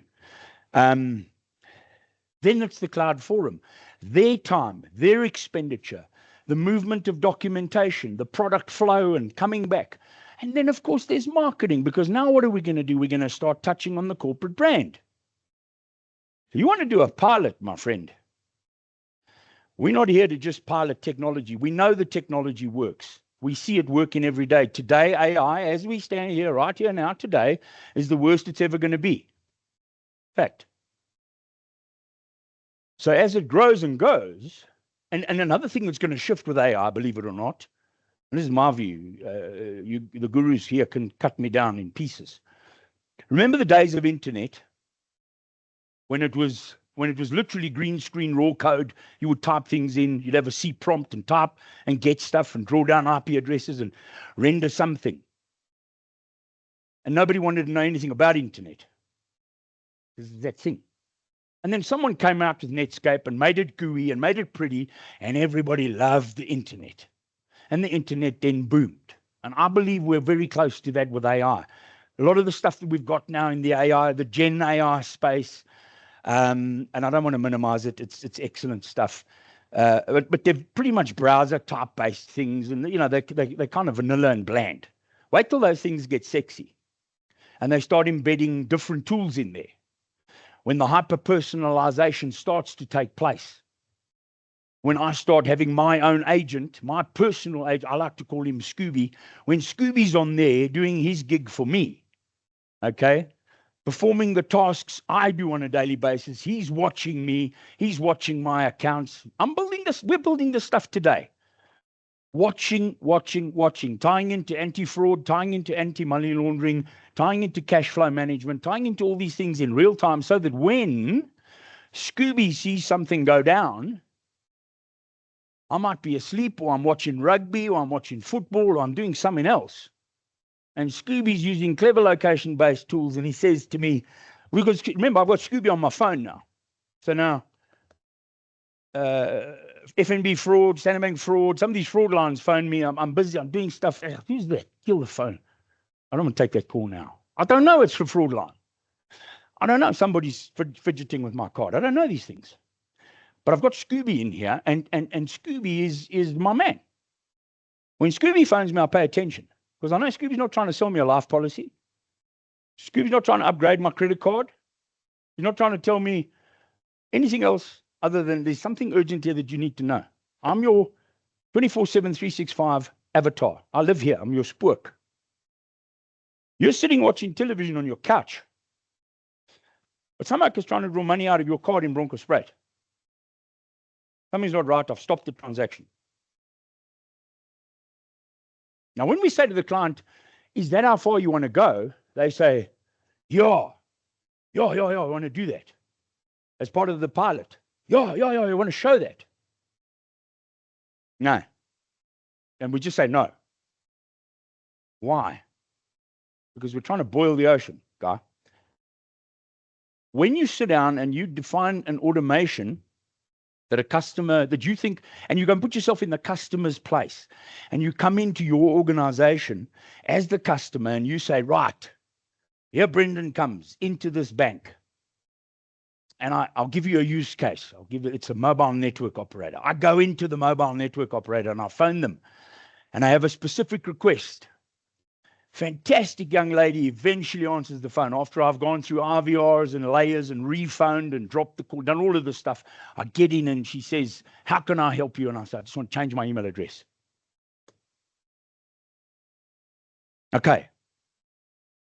15 minutes later, after gross frustration, I said to her, I want your name because you're brilliant at what you do. I wish they'd deploy you somewhere else because you're wasting your time doing this job. She was fantastic. The system at the back was totally broken. The verifications, the authentication, all of that kind of stuff, the two-factor, the data that it was looking at. We go back to that data thing.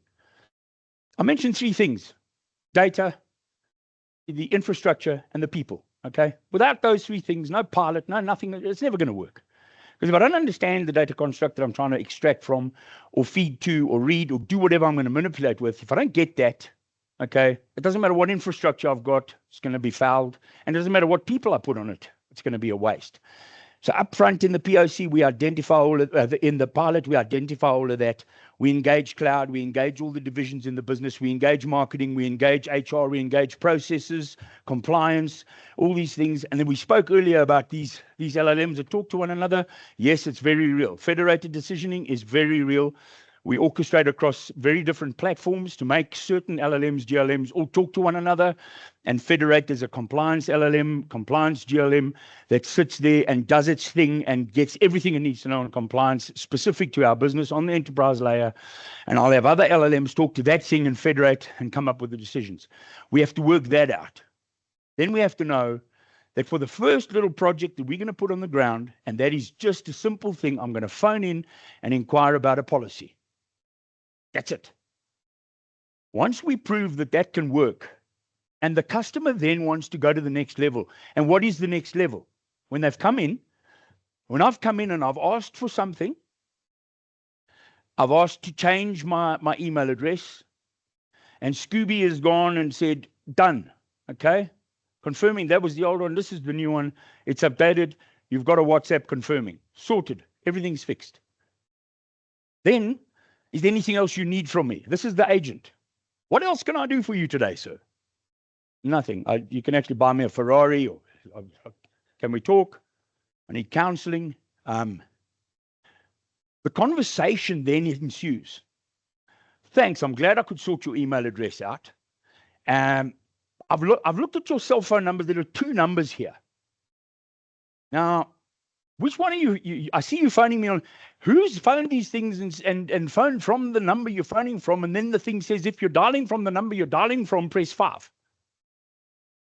And then when the agent answers, please give me your cell number. It's nuts. So when we look at the process and then we weed out all of that stuff, we say, this is how simple it's actually going to be. That's what the scope's going to be. We define it. We sign it off. Cloud signs it off. HR, marketing, whoever else it is signs it off. There are these steps that we have to take. And at each step, the project goes into a project. These steps become milestones. They become executables, deliverables. They're done. They're signed. The one project we've just completed, the pilot was done. It was run. And the production was a flip. All it does now is it goes into the cloud environment. That starts to get built. The personas that we used internally, we had people expose themselves internally so that we could test. Can't test on dummy data, it doesn't work. I'll tell you that for free. Synthetic data, I think we spoke about, but it doesn't work. We used live cases, we used live WhatsApp numbers, and we ran this thing properly, and we showed. that when you do these things and you put these things in place, you can switch it on and it'll work.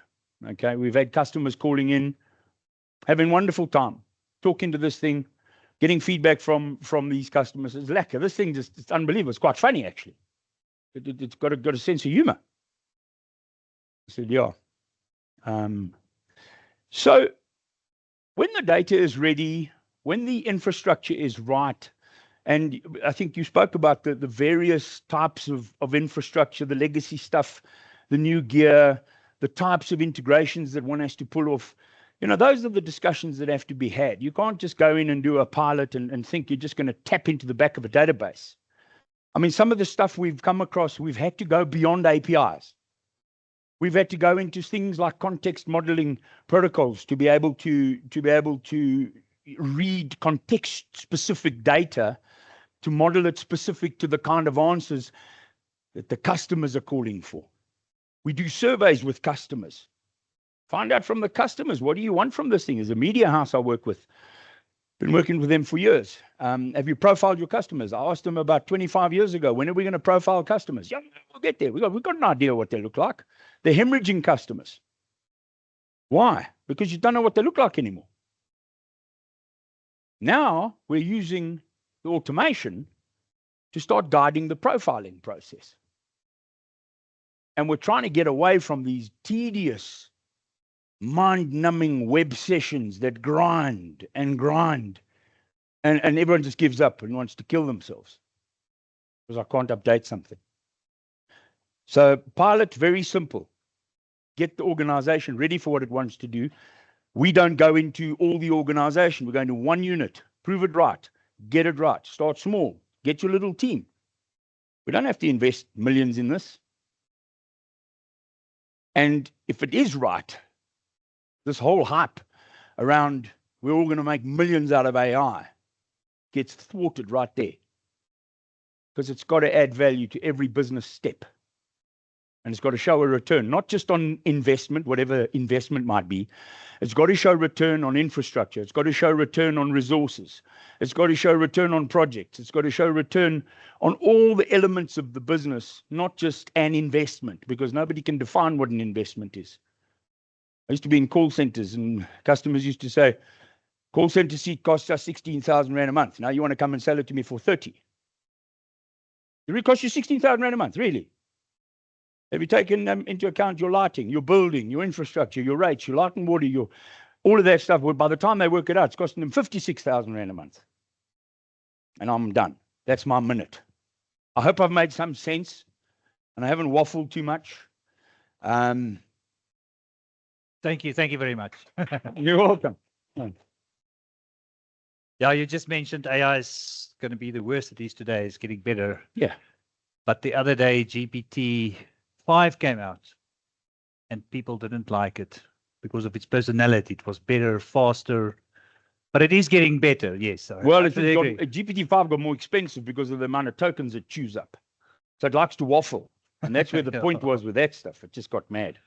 Thank you. Let's see if there are any questions from the audience. There's one question, if we can just get the mic there. Yeah, I had an interesting use case team that I was working with the other day. And I found it fascinating that they used the learning and development department to test and ask the AI questions to see if it responds correct. Love it. That's the first time I sort of said it. It's a really good place to do it. Cool. Thank you. I mean, I saw your wheel on the AI readiness framework. Yes. Particularly around organizational data. Yes. And I think I like that you called out employees' acceptance of AI. And I mean, my personal experience has been in the use of some of these AI tools is that it can boost my confidence, but it can also make me dependent. And the tension between that two causes a lot of anxiety for me. Okay. So I just wanted to get a sense of how do we assess and measure that as an organization? Yeah. And then I guess secondly, how do we sort of push the agenda to the positive side and not the negative? Excellent question. There was a study done, and I'm not going to reference it because there's thousands of papers, but it was on critical thinking. I've got the paper, And I was going through it the other night, and it spoke specifically to what you're saying around the ability to critically solve and think. Now, AI can make us lazy. It can. Yes, of course. Anything can make us, DSTV can make us lazy. We'll sit and watch TV all day. When I use that tool, and I'm going to go on a limb here, AI will always help me. Gen AI will always help me when I use it right and when I question it. So when it says something to me, I never believe anything that this stuff says to me at face value straight out. Never. I've never used a single AI where it'll give me an answer and I say, okay, probably pay for it somewhere, I'll rely on that. It doesn't. Where I have to think, and this is maybe going to answer your question beautifully, is I have to think carefully about what I want this thing to tell me. The prompt that I want to use must be a conversation. I want to talk to this thing as if I was talking to my child or a parent or a co-worker. I want to ask the questions. We all sit around meeting tables and boardroom tables and we federate, right? We ask each other questions because we want to come up with the best solution, right? Do the same with those and get yourself 3 or 4 decent, maybe 2 or 3 decent paid subscriptions and then use them across one another. So that you do get a federated kind of decision where the one will then say, I like what you said over advice, and then it questions it, and then you get a cross-pollination. The idea that informs our thinking, and any information that comes out of whatever that thing gives me, ADHD, desperate, shocking. I actually read every single line of what that thing gives me. Because I'm damned if I'm going to be proven a fool, okay? But it changes the critical thinking. It really does. It's a great question. I've answered something. Thank you very much. Yeah.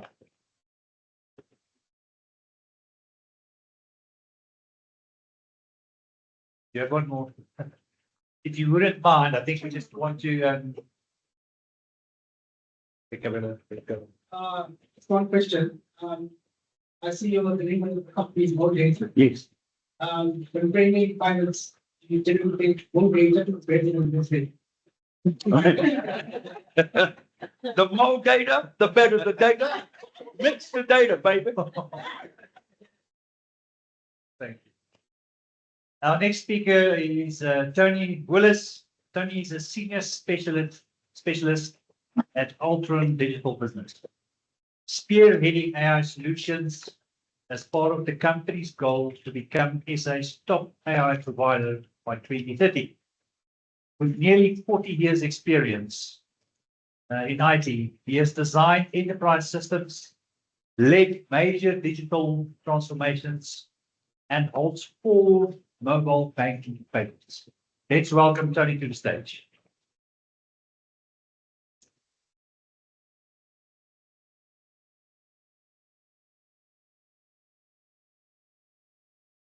Everyone. Morning, everybody, and thanks for the opportunity to be here. I've got 2 months left to retirement, so it's a terrible time to retire given the world of tech that we are faced with and the opportunity that we've got for the next probably 5 to 10 years before robots take over our world and take over our jobs. But I also want to say thanks to Lesedi for giving me a topic that was probably the last topic I would ever have chosen for myself to present.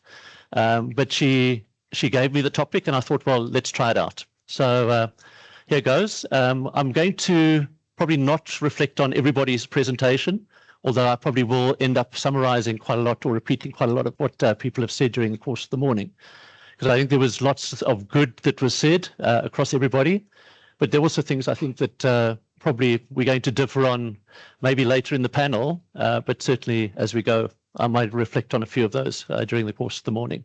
So, you know, is the world of AI going to make a difference? Absolutely.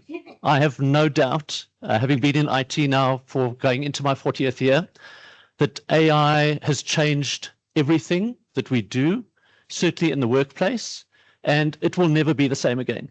I started work in a world where I had a green screen. I didn't have the internet. I didn't have a laptop. I didn't have a smartphone.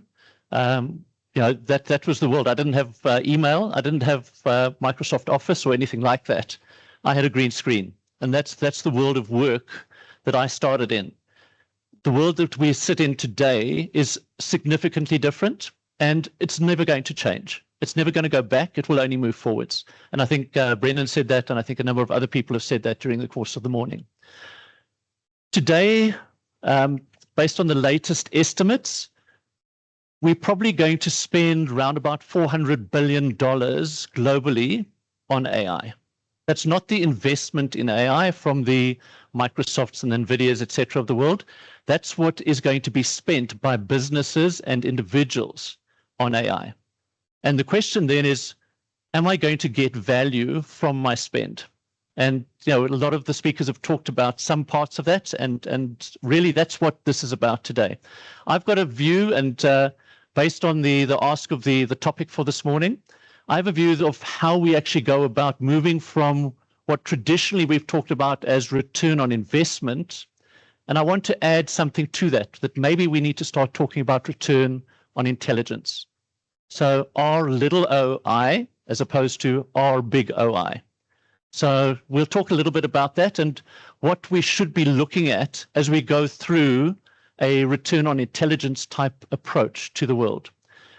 I also want to put on the table, and I've very dogmatic about this, very clear about this in my head, right? We should not be selling AI solutions to our business, right? We should be selling solutions to business problems to our business. The fact that we may have AI technologies and techniques included in those solutions is really the job of the enterprise architect, the solution architect, or whoever is designing those business solutions. But at the end of the day, it's about business value. And Brendan, I think you've touched on that quite a lot in the last half an hour. That's really where we should be looking. Very few AI solutions today sit in isolation. Most of them have got some form of business wrapper or some form of business logic that consumes the AI components that have been developed. And really, that's really how we should be looking at the future world of business, although we've now got a whole range of new components in our toolbox that we can actually use to build a different experience for that business and business user. So this is more than just hype, right? And I'll get into hype cycles just now. So we've seen the 2024 hype cycle a few times this morning. I'm going to show it to you again, but I'll show you with it a little bit of different context. Round about end of January last year, SARS put out a notification in the local press that they had been able to claw back roughly 210 billion rand of what they expected to have as lost revenue for the country through tax collection. So they expected to lose around about 300 billion rand because of the state of the economy at that point in time. Through a combination of AI algorithms and AI models, as well as data science, they were able to claw back roughly 137 billion rand of the 210 billion that they actually managed to claw back in revenues.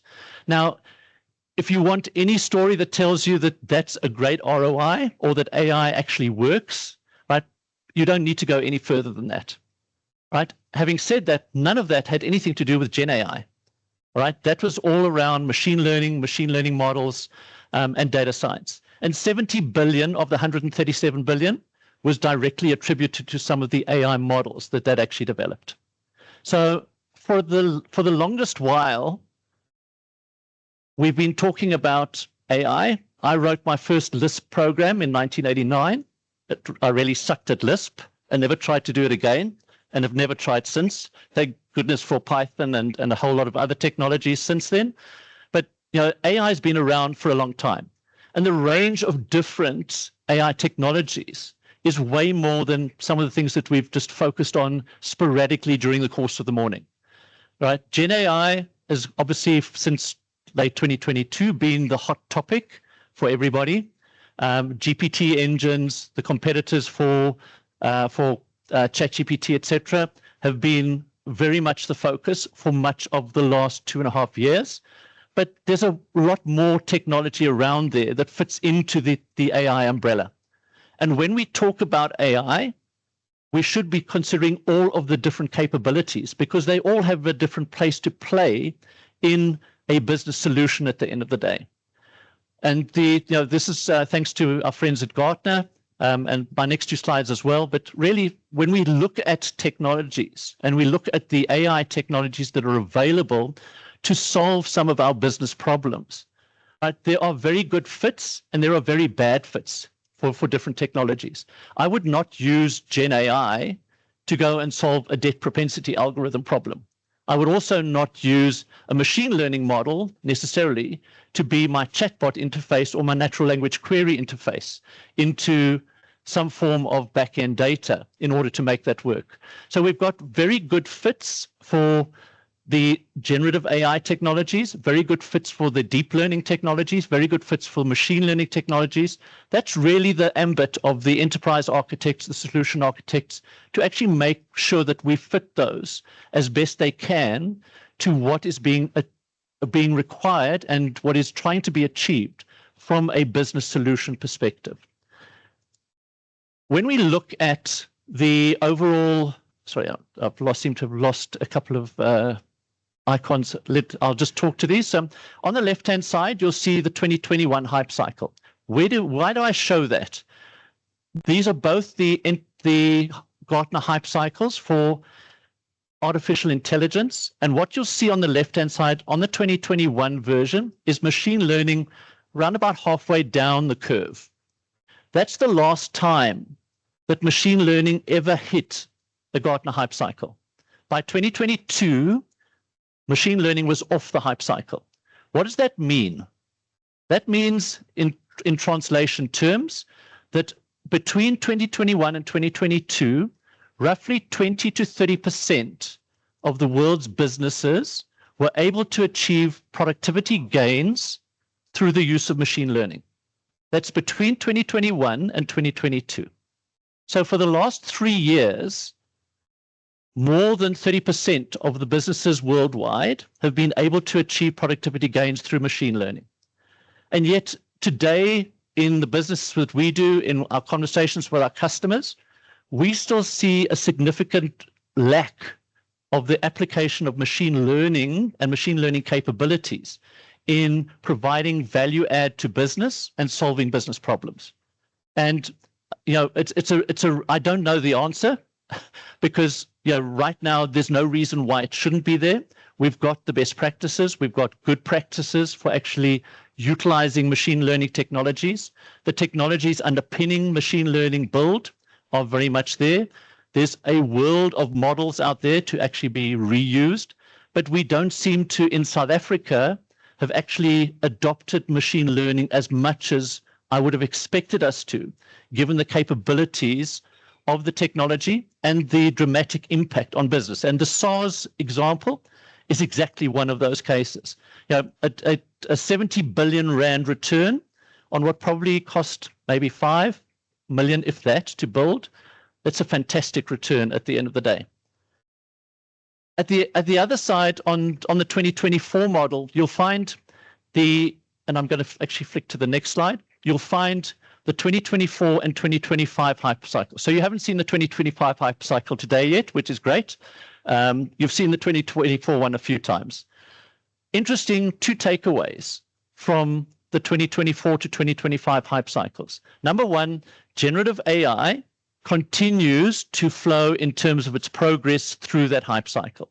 So we're going to get to, at some point in time, the plateau of productivity. And again, what does the plateau of productivity mean? 20 to 30% of global businesses are achieving productivity gain. That's what we mean by the time we get to that plateau of productivity, right?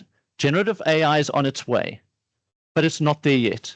So it's no surprise, given the NANDA report from MIT, that you've got a 5% of specific task-focused generative AI solutions not hitting, only 5% hitting production and successful implementation in production. No surprise given that and where generative AI is on the hype cycle.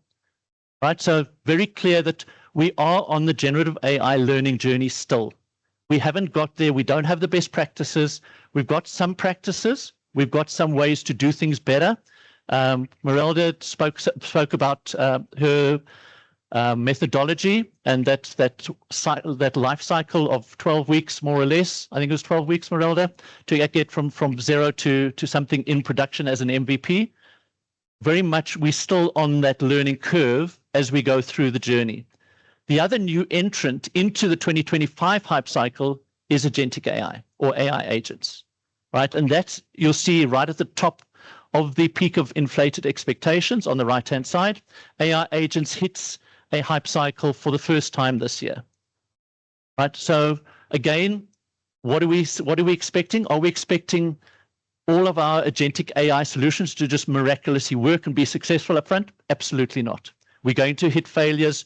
Expect that as you go through implementing and leveraging agentic AI as part of your solutions. Does that mean that all AI is bad? Absolutely not, right? There are fantastic solutions that you can build today, right? And again, if you put this in the greater context of our solution delivery over the last 20 to 30 years, right?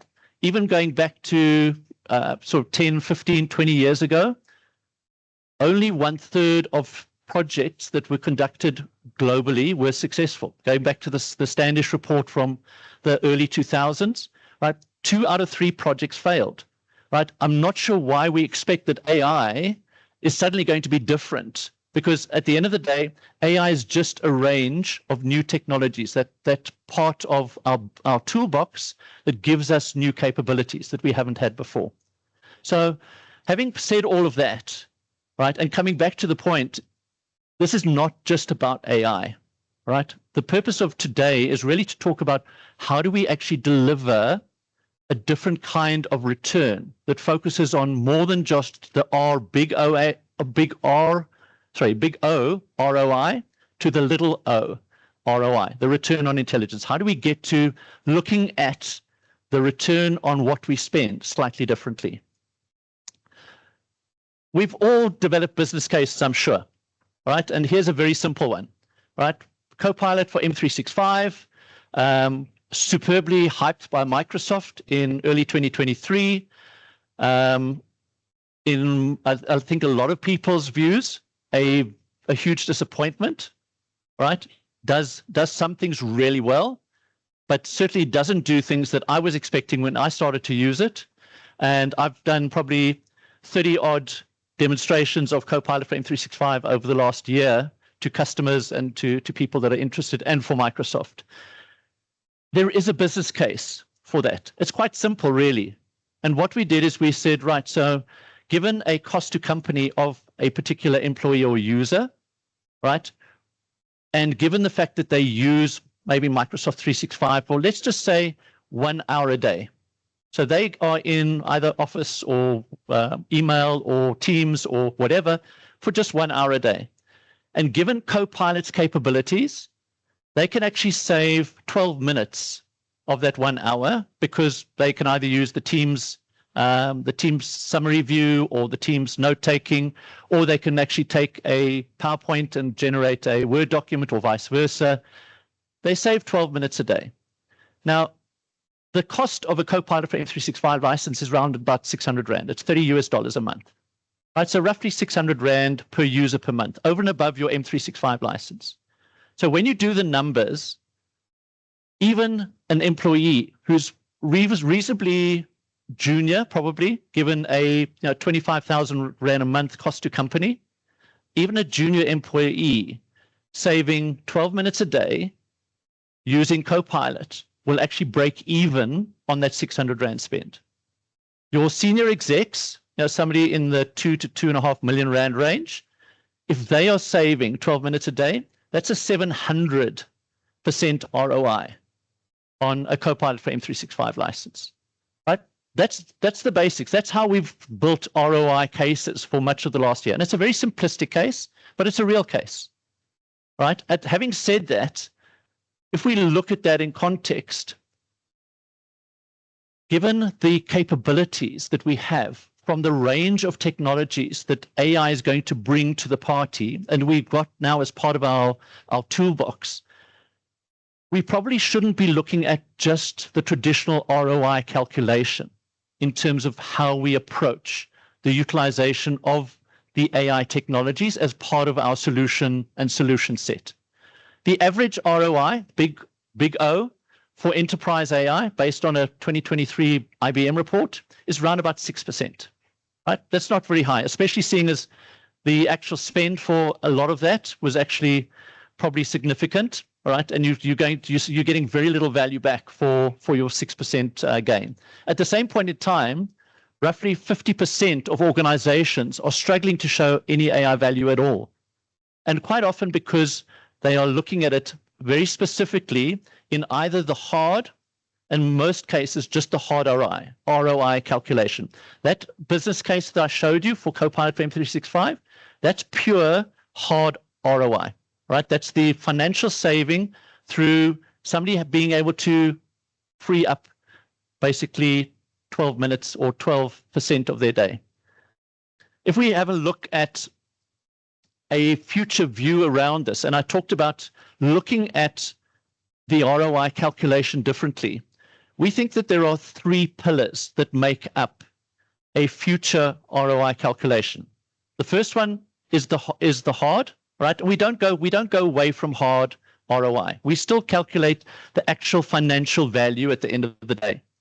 Then there's the operational value. That is what we call, traditionally, we've talked about soft ROI. So what's the impact on the process, on the speed, on the customer engagement?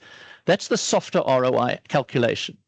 And ROIs typically over the last 10, 20 years have focused on hard. We've managed to get a lot of our business cases to the point where we include soft, but a lot of organizations struggle to include soft ROI.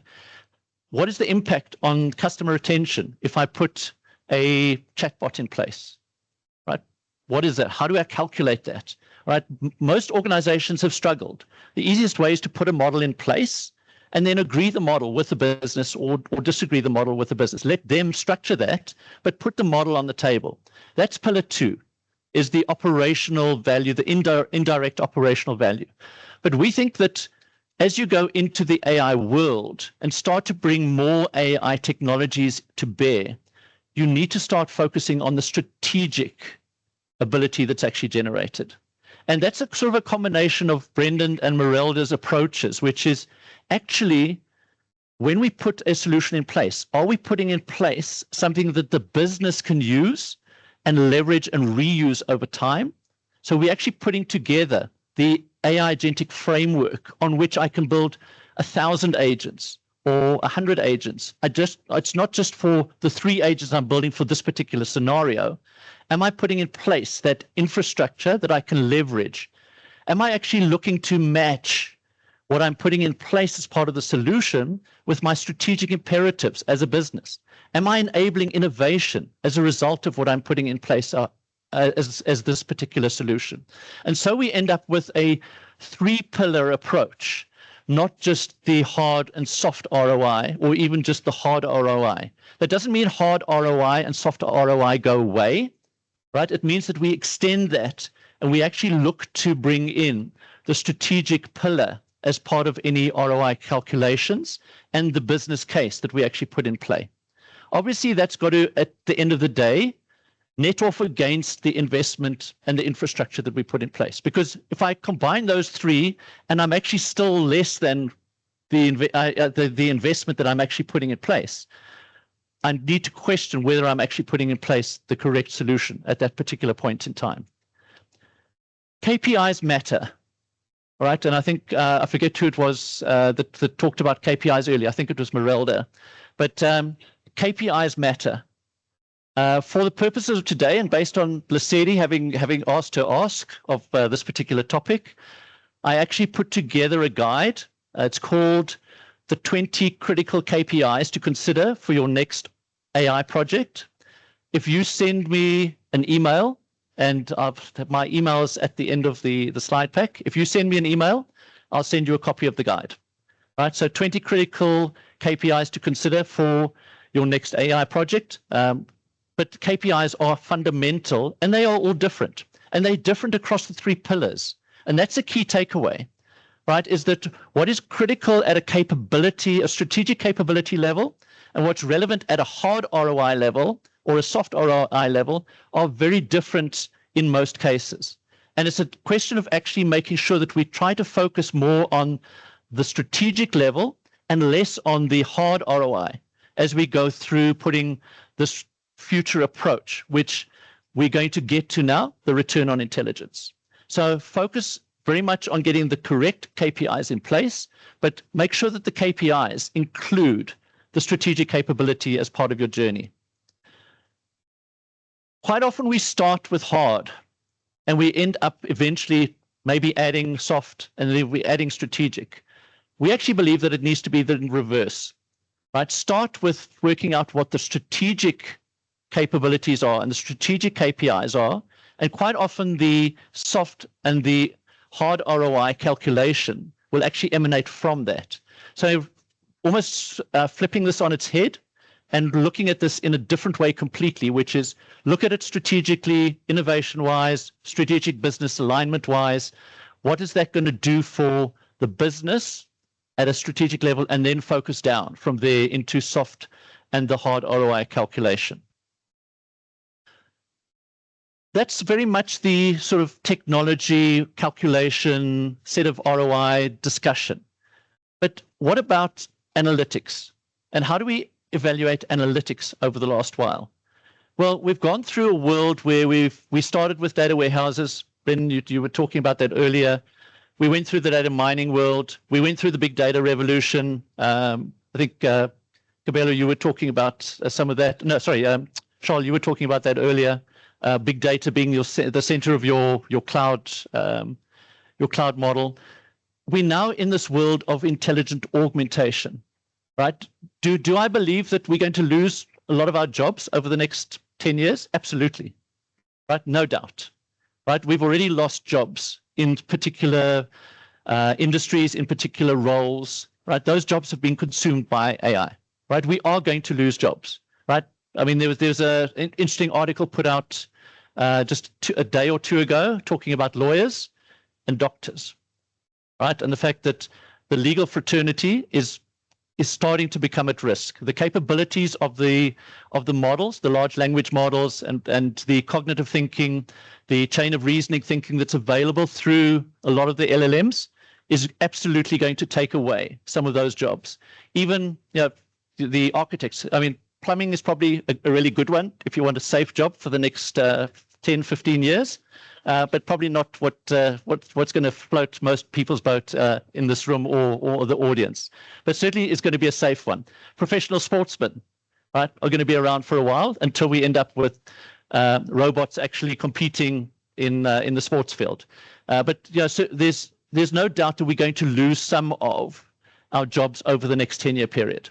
Having said that, and I think Ron, you maybe started with that this morning, the next 5 years at least is about augmented and assisted human capability, right?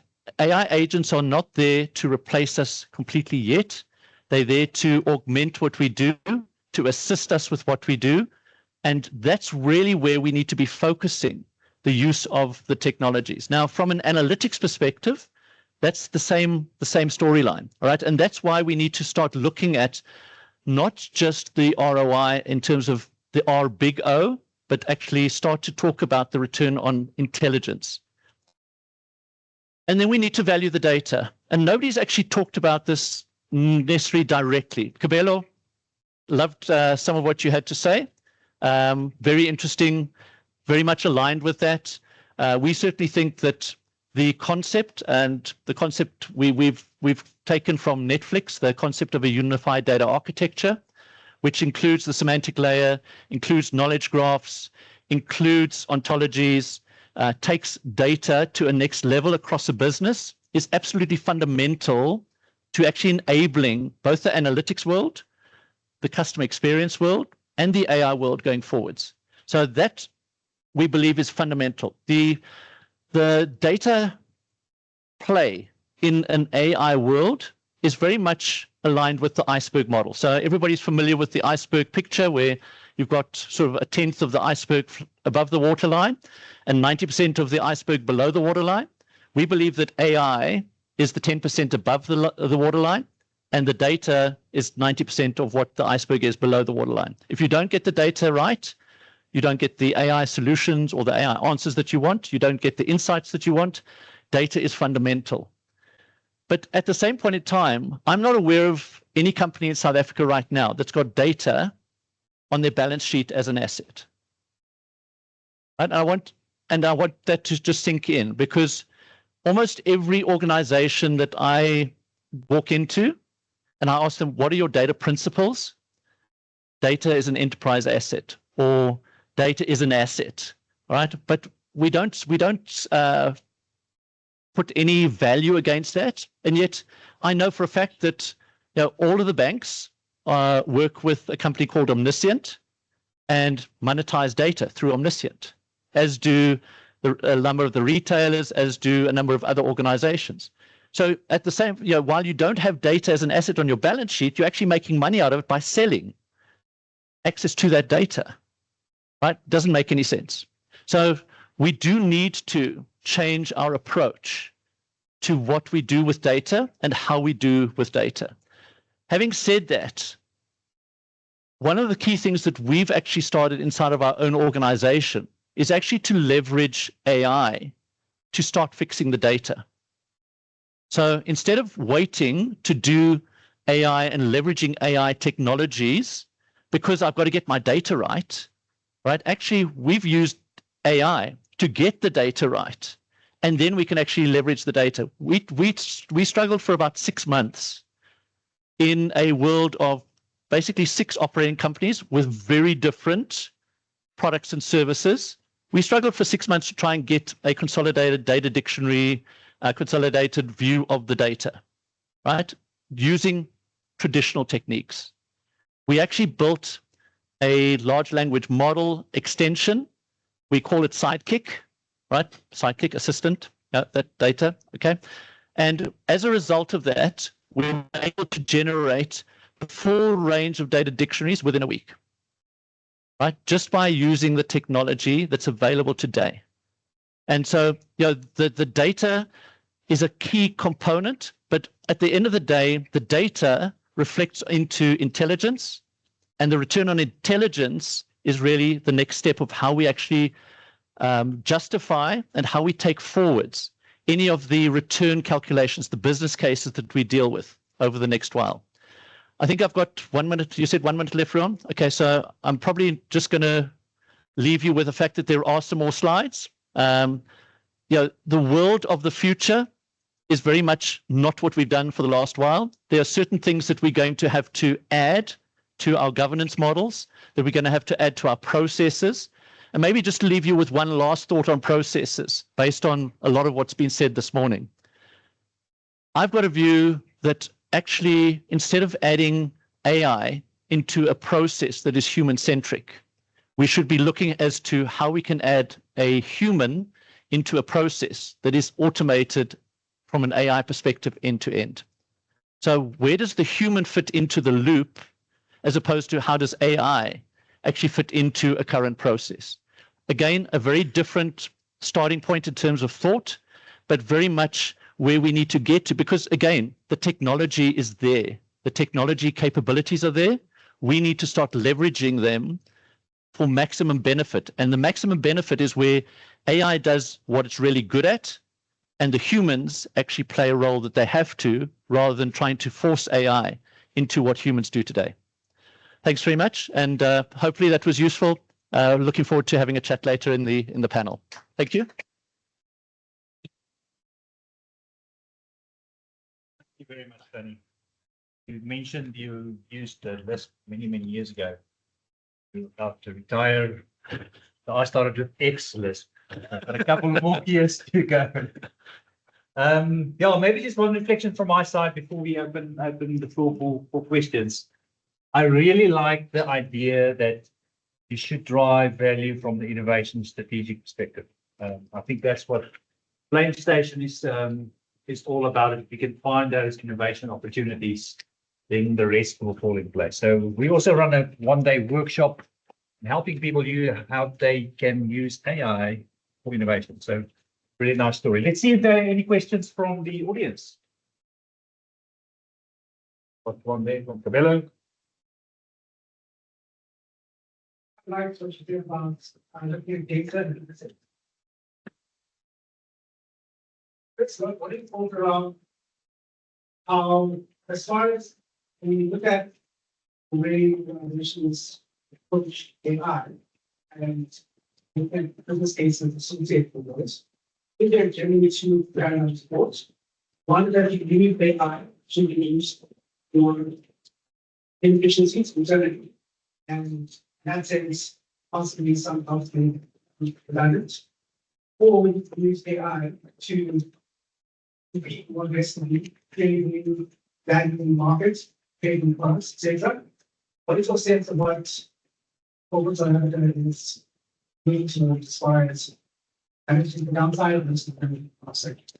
Yeah, I think the general feeling, and I don't think it's just South Africa, I think globally right now, there's a lot of focus on the productivity gain of the employee rather than the upside of the business and what can I do differently? What new business models can I put in place? How can I change the customer experience? So it seems to be very much more focused internally rather than externally right now. And yeah, I think that's something that's again a mindset change. Every organization is different, but certainly if you look at the co-pilots, the use of GPT engines, the natural language query interfaces, a lot of those seem to be focused on how do I actually improve my employee productivity rather than how do I actually create a new world out there that does things differently, innovates, changes the ball game in my industry, or even creates new industries as part of that conversation. I think it's very much focused internally right now. Thank you very much. Yeah, Brendan. Thank you. Great. On public domain data, the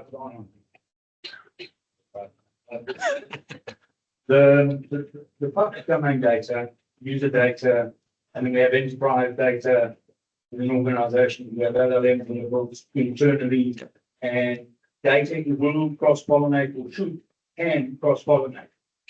How do you see that integration happening if at all? On the data sets, and if you're monetizing your corporate data, enterprise data, and you're starting to use it as that asset, gathering personal data to augment, you mentioned that enrichment of your customer experience, gathering that to make a bigger, better, more functional LLM type informative layer. How do you see that morphing or transforming? Do you guys sit in silos? Is it going to be a single up layer? What do you see? Yeah, so I think, and coming back to the unified data architecture, and by the way, I mean, if you wouldn't mind just flicking up my email address again, if you can. So for those of you who are interested, so again, the 20 critical key KPIs, I'll send you that document. If you're interested in the document on the unified data architecture, we've actually written the same guide or a similar guide on the unified data architecture. And I'll send you that if you're interested as well, for anybody that actually emails me. But that doesn't answer your question. That's just an offer. In terms, I think the concept of distributed and federated data is a no-brainer. And I think a number of people talked about centralized having been the original target, having a centralized data set or centralized database or data warehouse. I think those days are gone. Data mesh and data fabric actually play a role in actually enabling a federated, distributed set of data that is geographically spread, is physically spread, but is centrally managed. And I think, again, it may have been you, Cabello, that talked about the semantic layer being centralized and that being focused at a central level, that you then understand what data is available, what data with the lineage, all of the metadata fields that go with that, but that actually being managed at a central level, but the data itself being wherever you want it on the internet, inside of your boundaries, outside of your boundaries, in your partners. Really at the end of the day, that semantic layer and the data mesh, data fabric opportunity, and data as a product, which obviously goes with the whole data mesh, creates the opportunity for the future. So I absolutely am against logically trying to put everything into a central store. That the data lakehouse, the Microsoft Fabric, that's just one of the options. But having data spread across the world, but being governed centrally, has to be the way to go forwards. And obviously secured. Yeah. Hopefully that answers the question, Brendan. Thank you very much. Cool. Thanks very much. Thank you. If we're going to take a lunch break, I just hope that 12 minutes some of our executive saves will speak. Okay, we're going to take a lunch break until 12:50. So if you please sit back at 12:50, Thanks. then we will kick off the panel discussion. So lunch is in the same area as we had tea this morning. Thank you very much.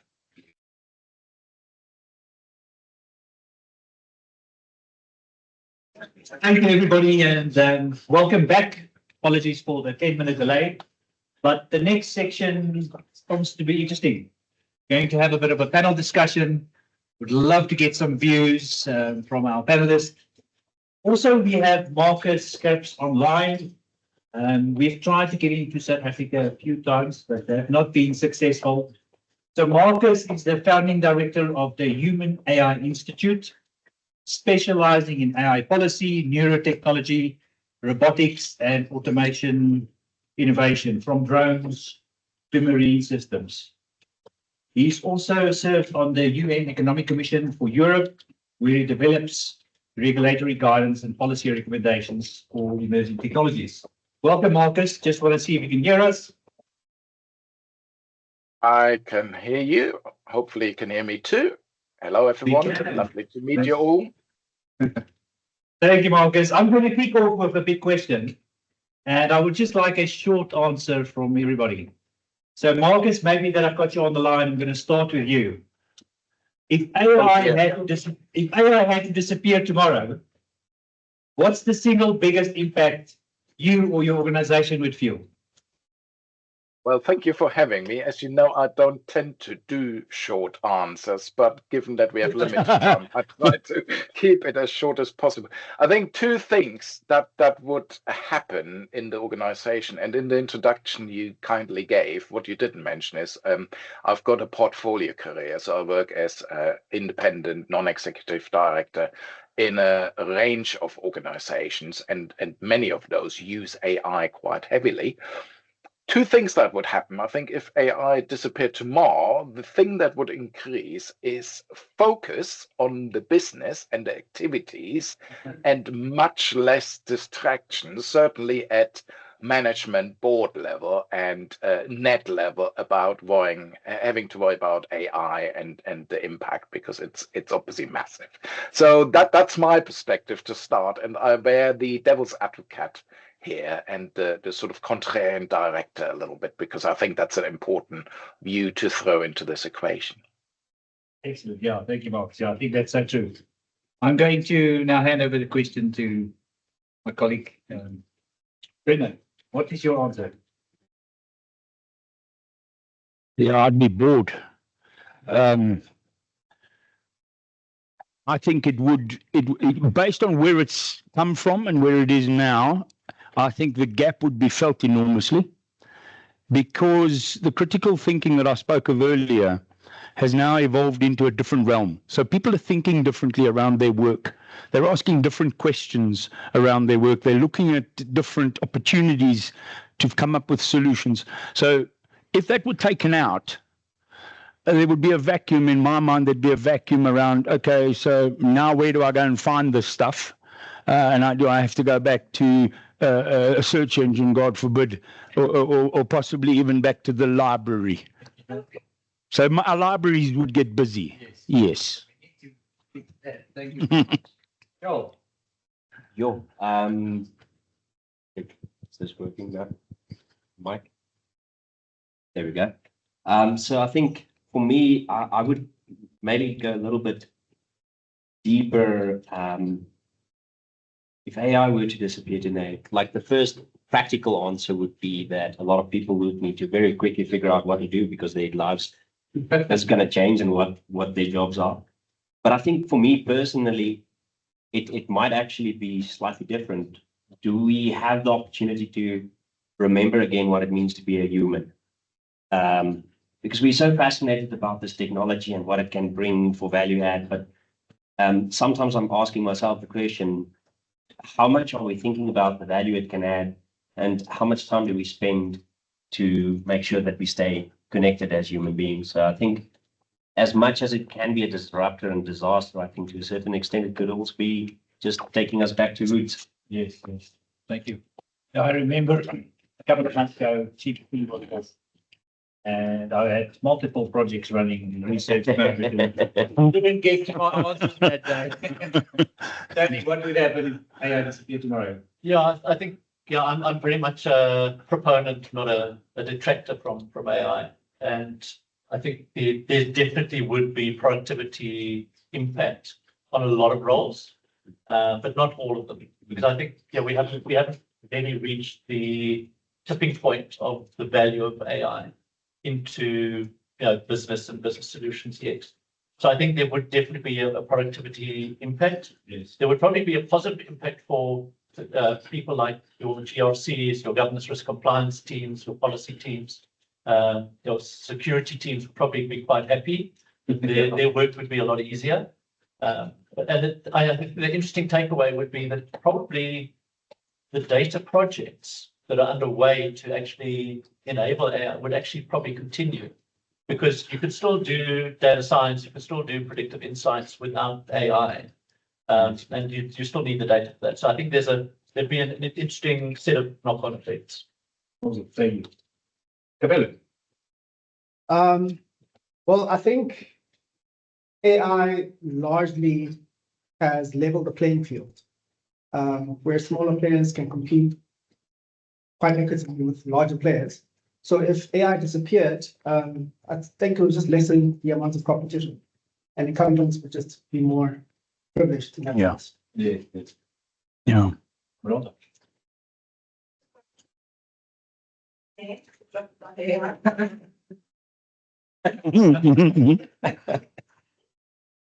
But because I'm not getting stuff that's written was automated. So I'm actually not sure if I hire interns now. My senior engineers or managers want to do things manually. They want to reskill it. Awesome. Thank you. So the next question there, I'm going to just dive a little bit into what value actually means. And I'm looking for one clear metric. So what is the one metric that you would use to show that an AI project has actually delivered some value? And Marcus, you might have a different view here. So I'm going to start with you. Is there a clear metric that you can show AI delivers value?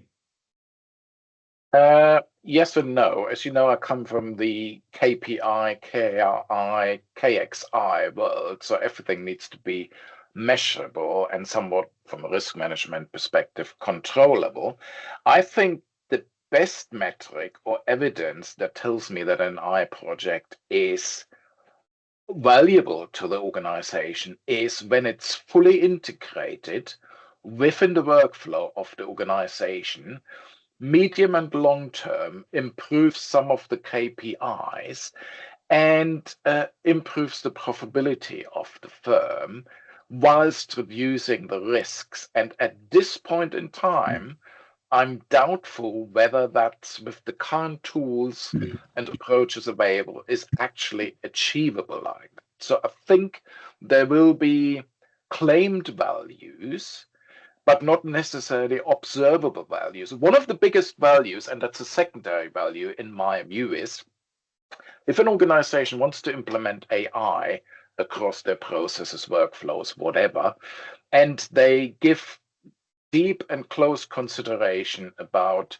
their current setup, culture, workflows, how things function, customer interactions, essentially a holistic understanding of their business. And if they, at the end of this assessment, come to the conclusion, actually, it's not AI that I need, it's something else. It's more people, it's more expertise, it's entering new markets, whatever.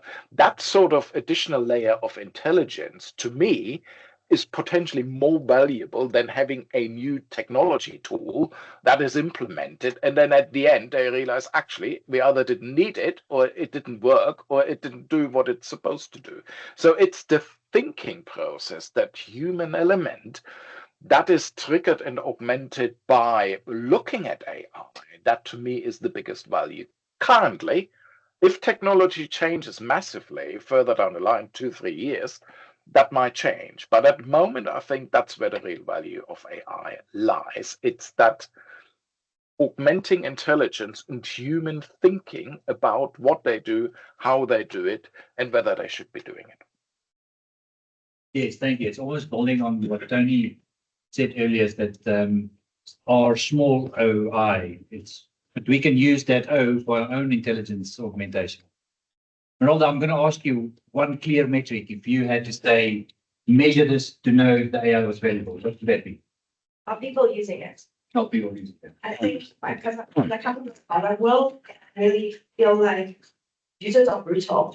If you give them something that is not good, then no one's going to be using it. If you are using it, then it's a big dignity value. When you think of something that you use every single day that you don't feel like value. So, I think in the example that you mentioned earlier, you were one of the candidates to actually use the chatbot capability on a website, and that shows you are using it, so people should be using it. Camilla, what's your metric? I'd say contribution to P&L. I think generative AI is not cheap code to run, and it comes at a cost. So we need to also be able to equate that to some revenue uplift or profit uplift sort of KPI. Cool, thank you. Tony. Yeah, it's a tough one. I just presented on return on intelligence. I would actually say that it's actually exceeding the business expectation and enabling the strategic capability of the organization. Yeah, that's the pillar 3 that I talked about. Yes, yes. Yeah, it's very much moving beyond just what the business is expecting and actually enabling the future of the business. Thank you. Such a broad question to ask. There's many answers to it actually, so there's not one single metric, but if I were to simplify it to that, maybe it is the causal pathway to the headline earnings. Can you determine whether that had a causal effect to changing the headline earnings of your business?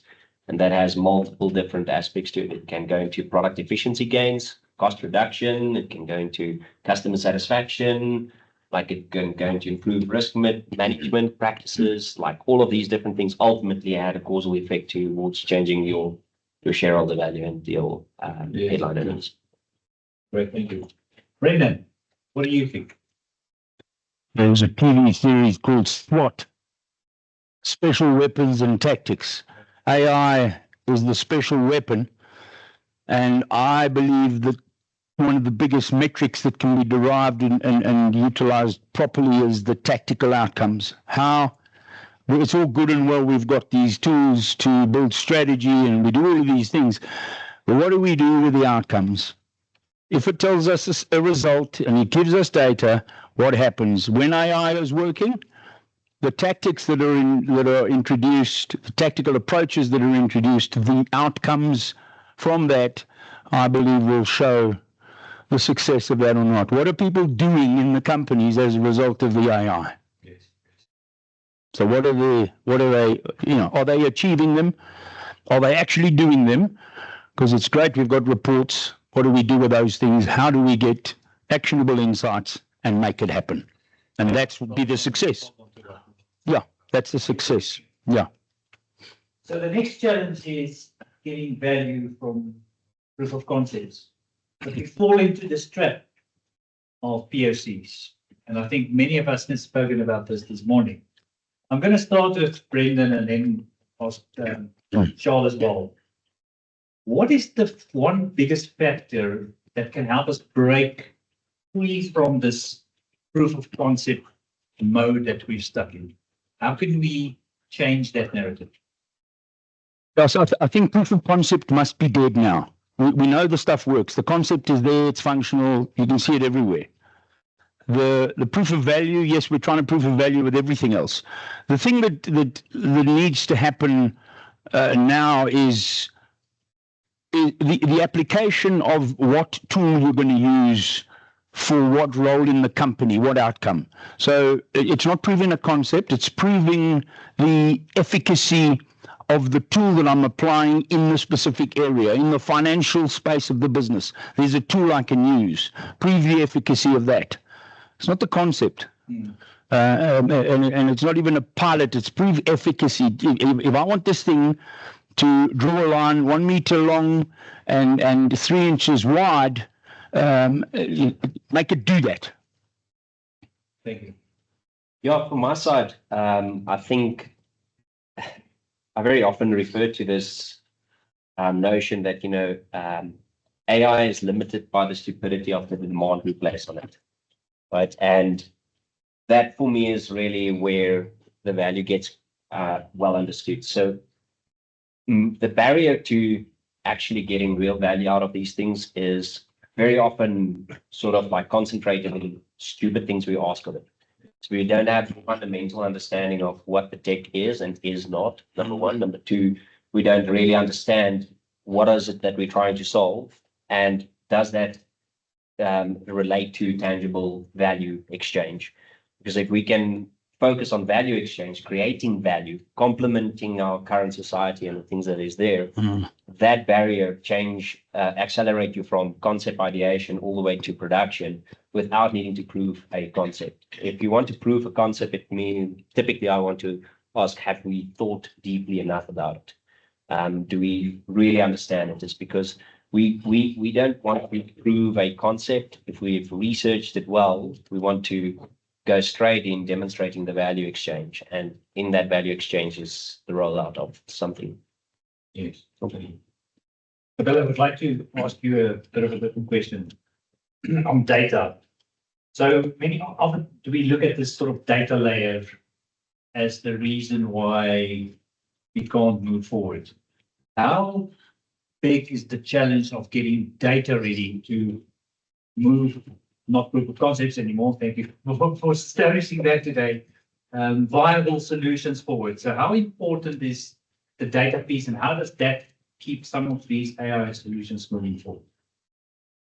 I think it's always useful to start with the end goal in mind and work your way back. And so if you're experiencing challenges with data readiness, it's always in reference to what you're trying to achieve in the short term, medium term, and long term goal. I think generally speaking, the optimal scenario for any business to get to is to have your internal data architecture structured in a way that enables you to become a platform business, which is different to what a legacy business is structured on, right? A platform business is able to reuse its internal data assets repeatedly to create new value. And that's the end goal, I think. So all challenges and all sort of headwinds, I think, need to be evaluated against that dynamic. And then it's just a matter of how much you want to invest in getting to that end goal.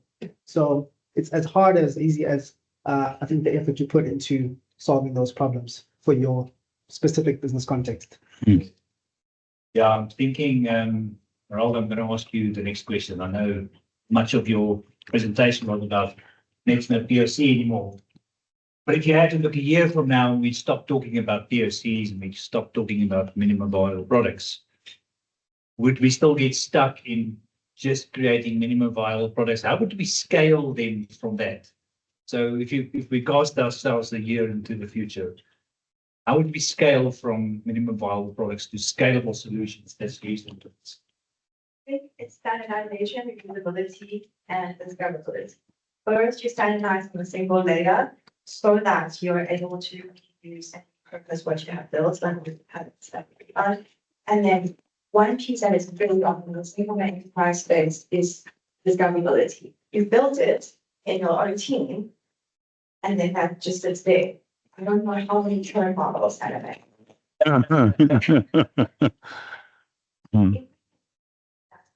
Unified layer of just everybody celebrates their wins and successes in a standard API-ish form or MCP feature. That is a big. Thank you. Yeah. I'm going to ask Tony if he's got any views on what the people have said this morning around this topic. Yeah. Hey, Marcus, you're next. So I think maybe the C in POC is the challenge.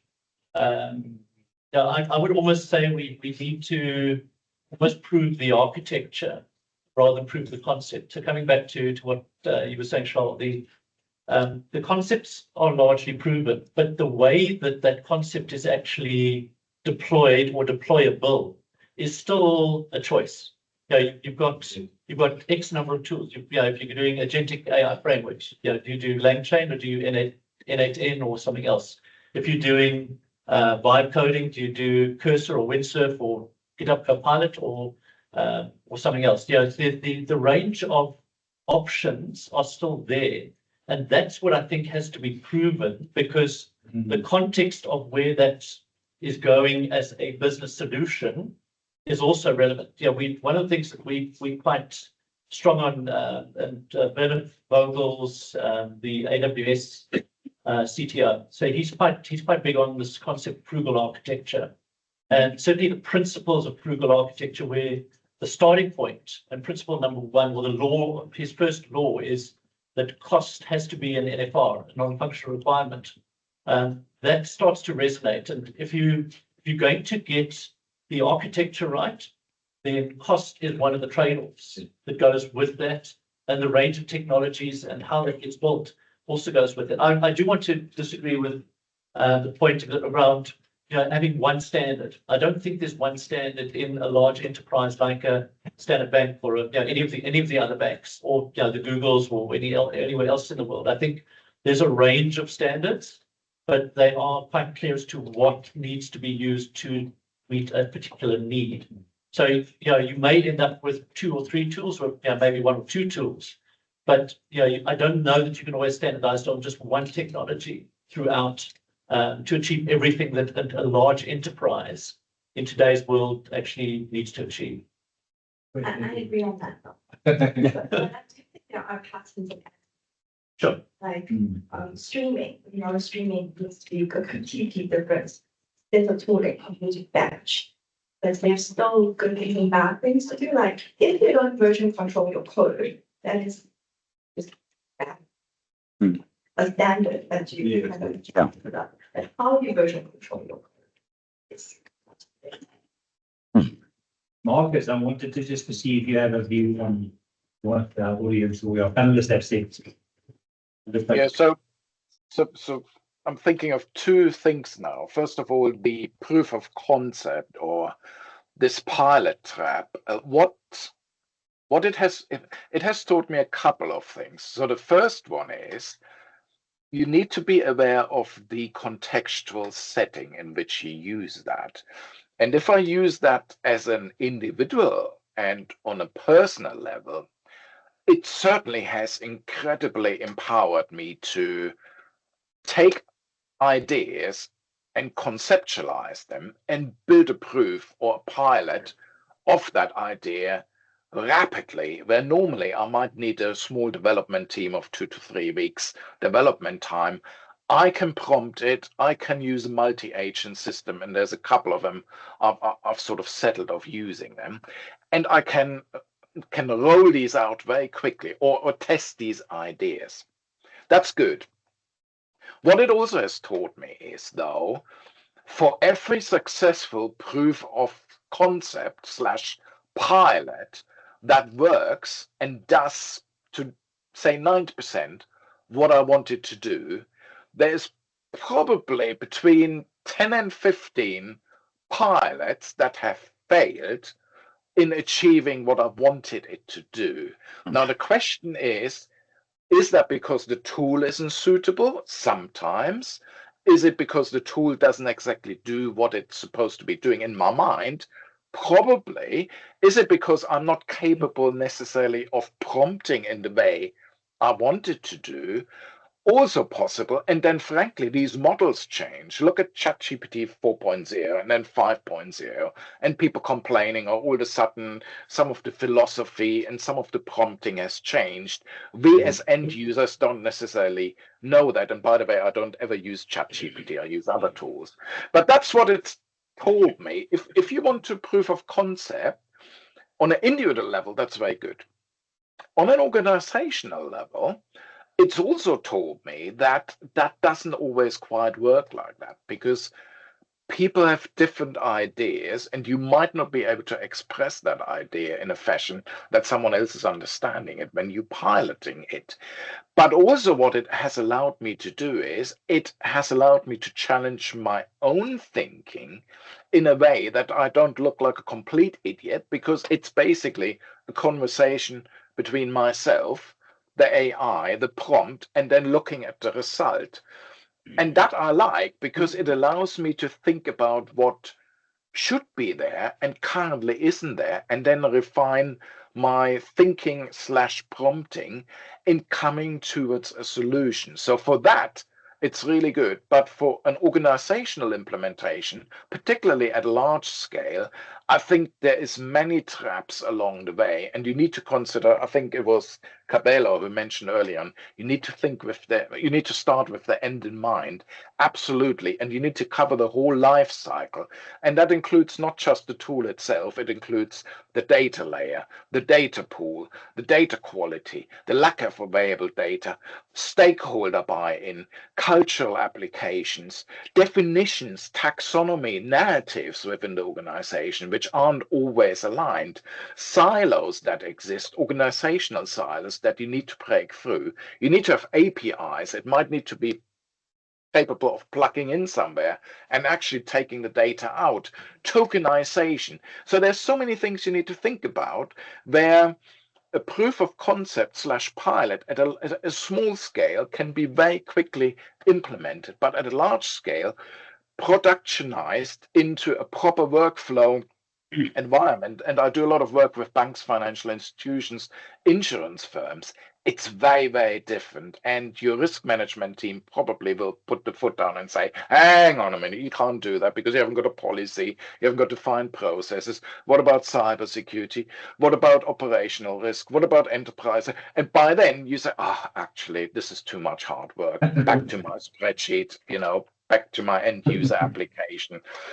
So the context, I think, is very, very important, how you conceptualizing and proving this kind of stuff.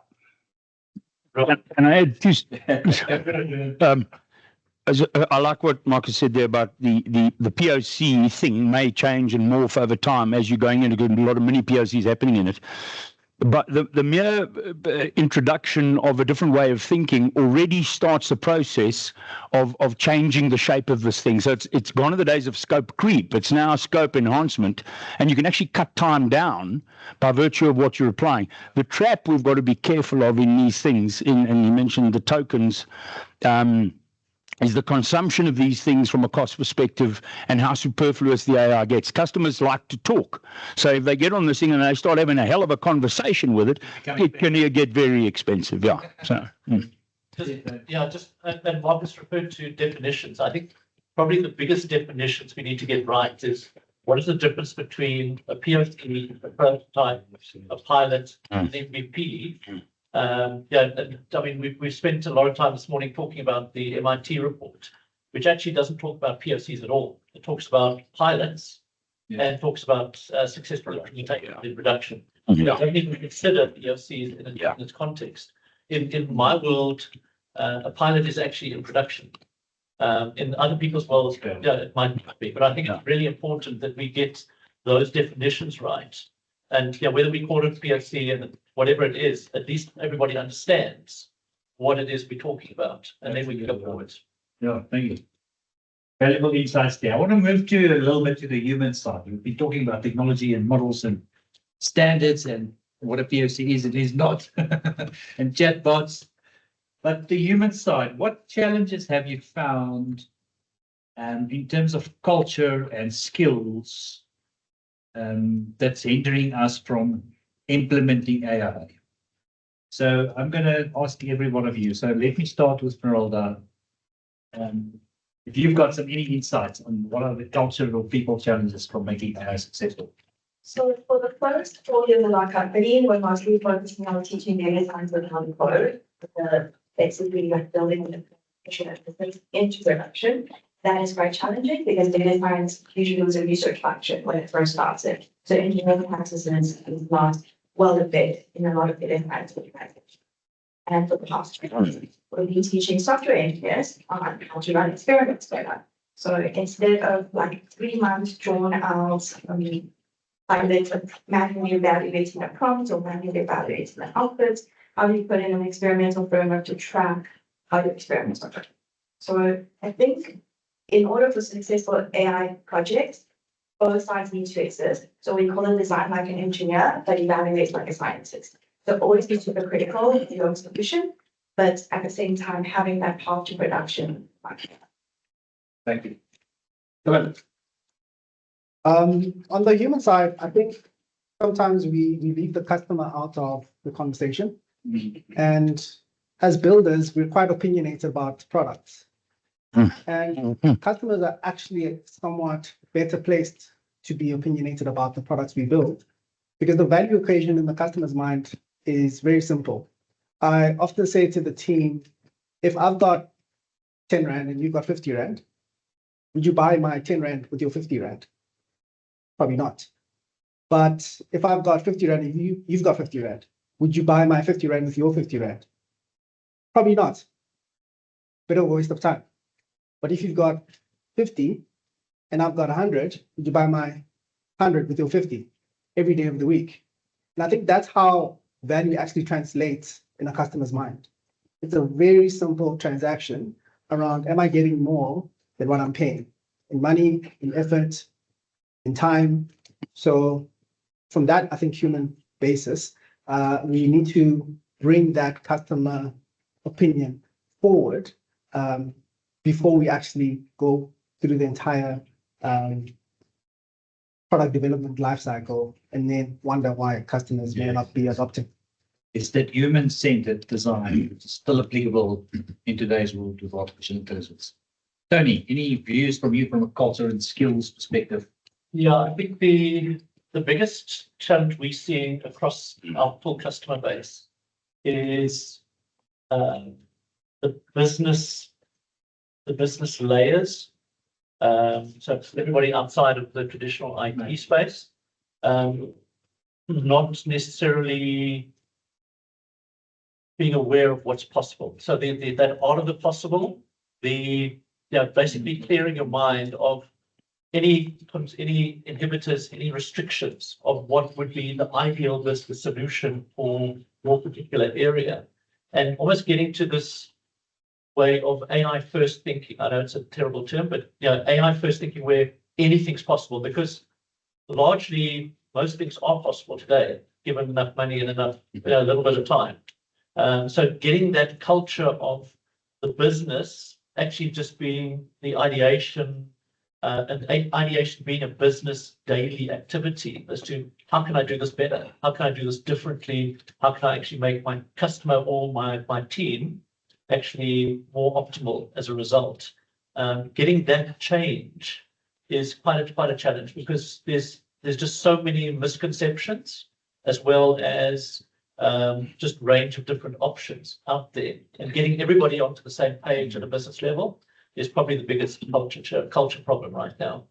Yeah, I think it's almost trying to create that startup mentality in business. Correct. Yeah. Then you can start thinking, if I had to start this capability right now with all of the tools that's available, my world will look a bit different. Yeah. Thank you. So, yeah, I think for me, similar to what Damien said is, but maybe if I use an analogy, it's like we're in the glass, are you glass half full, glass half empty type of role, because that the viewpoints, the thinking is very different. So you get the people that is extremely optimistic about it and very eager to adopt it and see how help them and augment themselves in their work and also in doing their work better.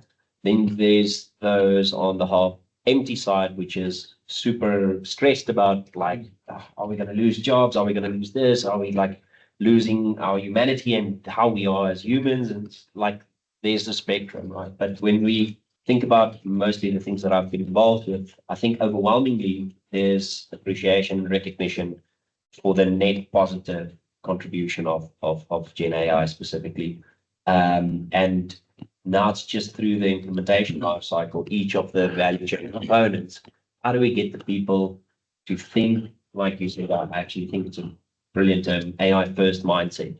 When you talk, discuss, and debate these different things, I mean, when you look at NFR processes, you have to bring a different mindset than traditionally to the conversation when you talk about Gen AI. It's just so fundamentally different from anything else we've ever seen. Same compliance, the same with risk, all of these different things. It's fundamentally different, and you have to think differently as well. Yeah.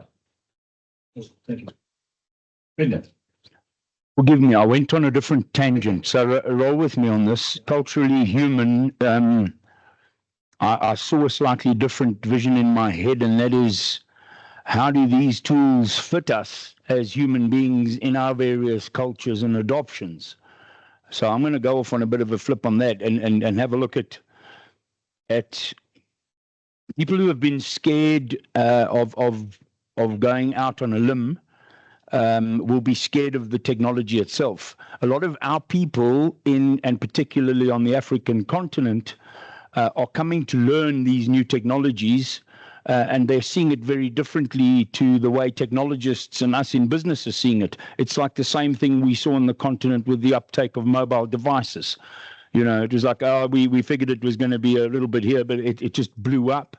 I think a similar type of thing is going to happen, but it's going to be culturally suited to the various types of individuals and groups using the stuff. Where I bringing back the human component into it, I think we're going to have challenges as time goes on, because people are going to be making decisions that they think are correct based on feedback derived from systems and ecosystems using artificial intelligence and Gen AI, more so from a political, socio-political, and economic perspective, and be influenced by those kinds of things. So my concern for humanness is that we run the risk culturally of having to potentially fall into cultural traps that could prejudice us.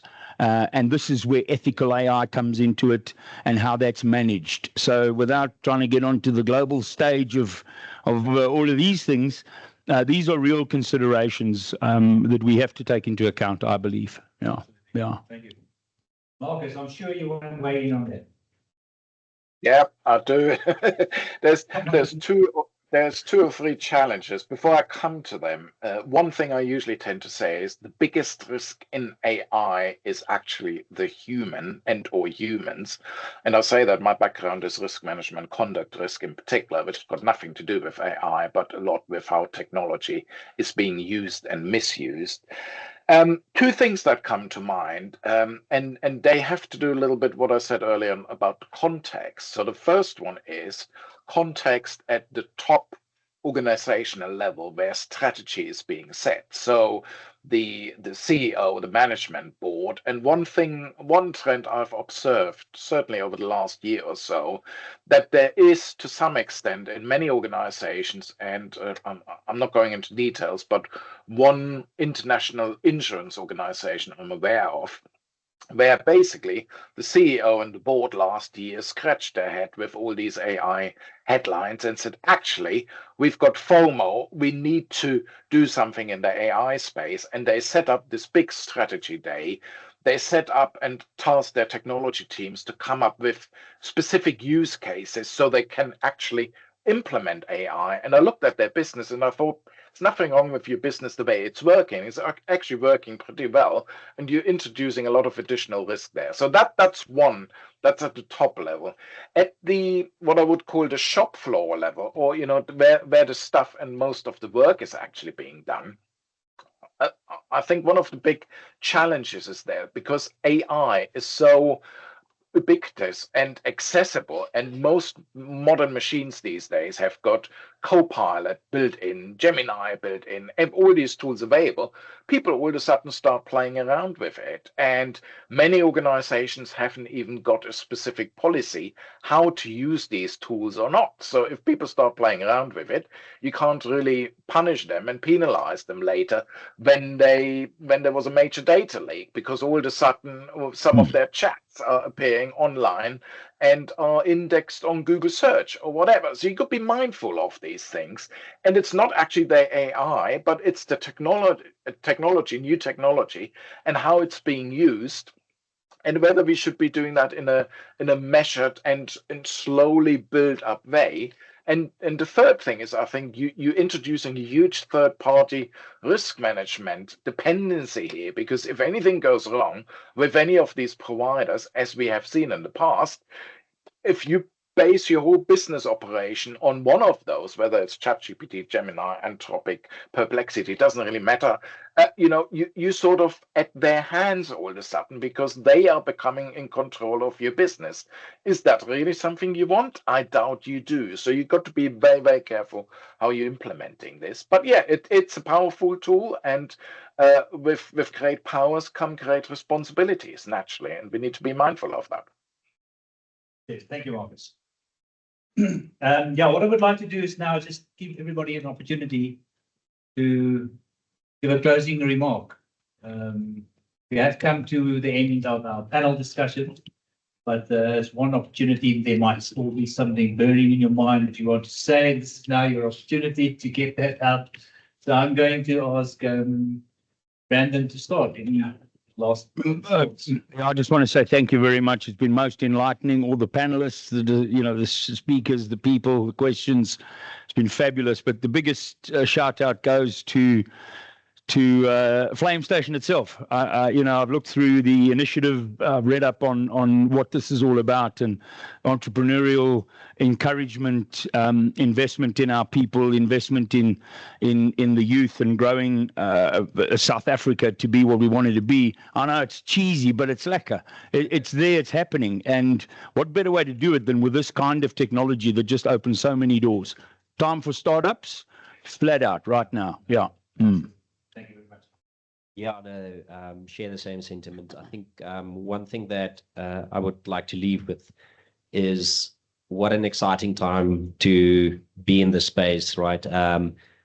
Now, for the first time ever, people who had no experience, no ambitions for specific things, all of a sudden can become creators. And with the democratization of what Gen AI has brought in the technology landscape, non-coders can become coders, non-musicians can become musicians, non-video creatives can become creatives. So the future is bright. I think with this new technology, it's actually in the hands of the creative thinkers, the people that wants to solve real problems, where the value is going to be realized, and it's been completely democratized. So super excited about what the future holds for the future entrepreneurs of the world. Thank you. Yeah, I think, just on the basis, and I had a couple of conversations at lunchtime around vibe coding and AI-assisted coding. And I think that set of tooling is something that's still hugely underutilized across business, where literally anybody that's got any creative flair or any creative will can actually create, whether it's an MVP or something similar. The tooling is there today to make that happen, literally in hours. And then you've got, the tooling actually will fix stuff, will run security scans, will deploy stuff on the fly. I don't think we've got nearly close enough to giving those tools to the business. They're still sort of almost being kept inside of the IT wrapper for now. But I think the opportunity is huge. And as you said, I think the world is just going to be an amazing place over the next couple of years in terms of what's possible. The art of the possible, I don't think we've even scratched the surface yet. Absolutely. Yeah, I think these tools are coming to us so quickly that we can't get a handle of them. 2 years ago, it was the LLMs. Nobody was chatting to them. Now it's the vibe coding. No, we're not using it. So the pace of change is just faster than we're actually keeping up. Yeah. And also just thanks very much for today. I think it's been fantastic. Appreciate it. Thank you. I think I'll bring it back to, touching on data one last time. There's definitely some people is going to be happy about that. Yeah, I appreciate, the OpenAI researchers who were working with data before it was cool and showed the world that maybe your data is more valuable than what you think it is. No one thought that the data that they published online was valuable until OpenAI came out with a model that created billions of dollars of value. Then all of a sudden, the New York Times is suing, these model providers, etc. So I think it just gives us a signal to rethink, how we look at data and its value. And like you said, very few companies actually show data on their balance sheet as an asset, but it's definitely one of our biggest assets, as I say. Thank you. Well done. Thank you, Camilla. Thank you. I'm also like to thank everyone in the panel. I've also learned a lot today. And I also want to leave with this thing about rethink about failure. So I spoke to a CDA or a large bank, and she's like, Martha, you can't keep talking about failures in your pitch deck. And I'm like, but I come from the startup world. We fail again until we succeed. If you've never failed, you'll never get there. And I think to echo what Marcus said about, sure, 10 to 15 POCs, however we define that, fail, but eventually it'll succeed. And it is these learnings along the way that led to that success. So when something doesn't work out, don't dismay, rather build on top of it and keep iterating until it works, because it will. Yes. This is one saying that I heard, double your failure rate and you will double your success rate. Thank you, Brother. Marcus, you're up last to share with us your final views and thoughts. Anything on your mind? Last but not least, plenty on my mind. First of all, shout out to Flame Station and the team behind the scenes for making this another hugely successful event. It's been a pleasure being here, and I'd love to come back if you let me. And to close this panel, what comes to mind? You at your introduction, you said I do a lot of stuff, including things with AI drones, big and small. What comes to mind here is the sky, SK-AI, is the limit, and there's a huge opportunity for everyone to become a creator, for everyone to use these tools to better understand the world that surrounds us.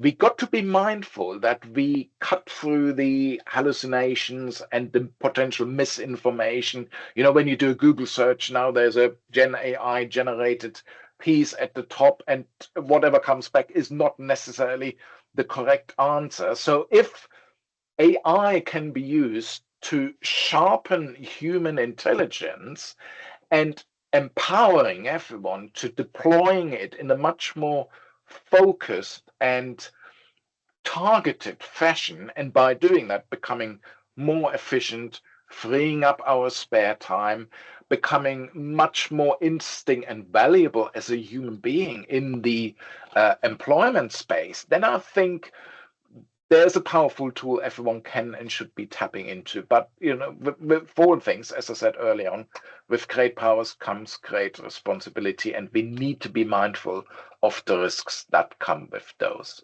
Thank you so much. Thank you so much. Thank you, everybody. So just a couple of closing remarks. I think we have been on an amazing journey today, and I would really firstly like to thank our speakers and panelists and Marcus as well for joining us today. I'd like to also thank everybody in the audience and everybody online. Every time I look at the camera, I need to remember there's a few hundred more people on that side of the vision. Yeah, I think like the telescope story of this morning I mentioned earlier, it's not enough that we own a telescope or an AI. We have to point it in the right direction. The real power lies where we choose to look, what we choose to measure, and how we choose to respond. So as we close, let's just remember, AI isn't just about faster processor, sharper decision making. It's about creating value that matters for our customers our people, and our future. Thank you very much.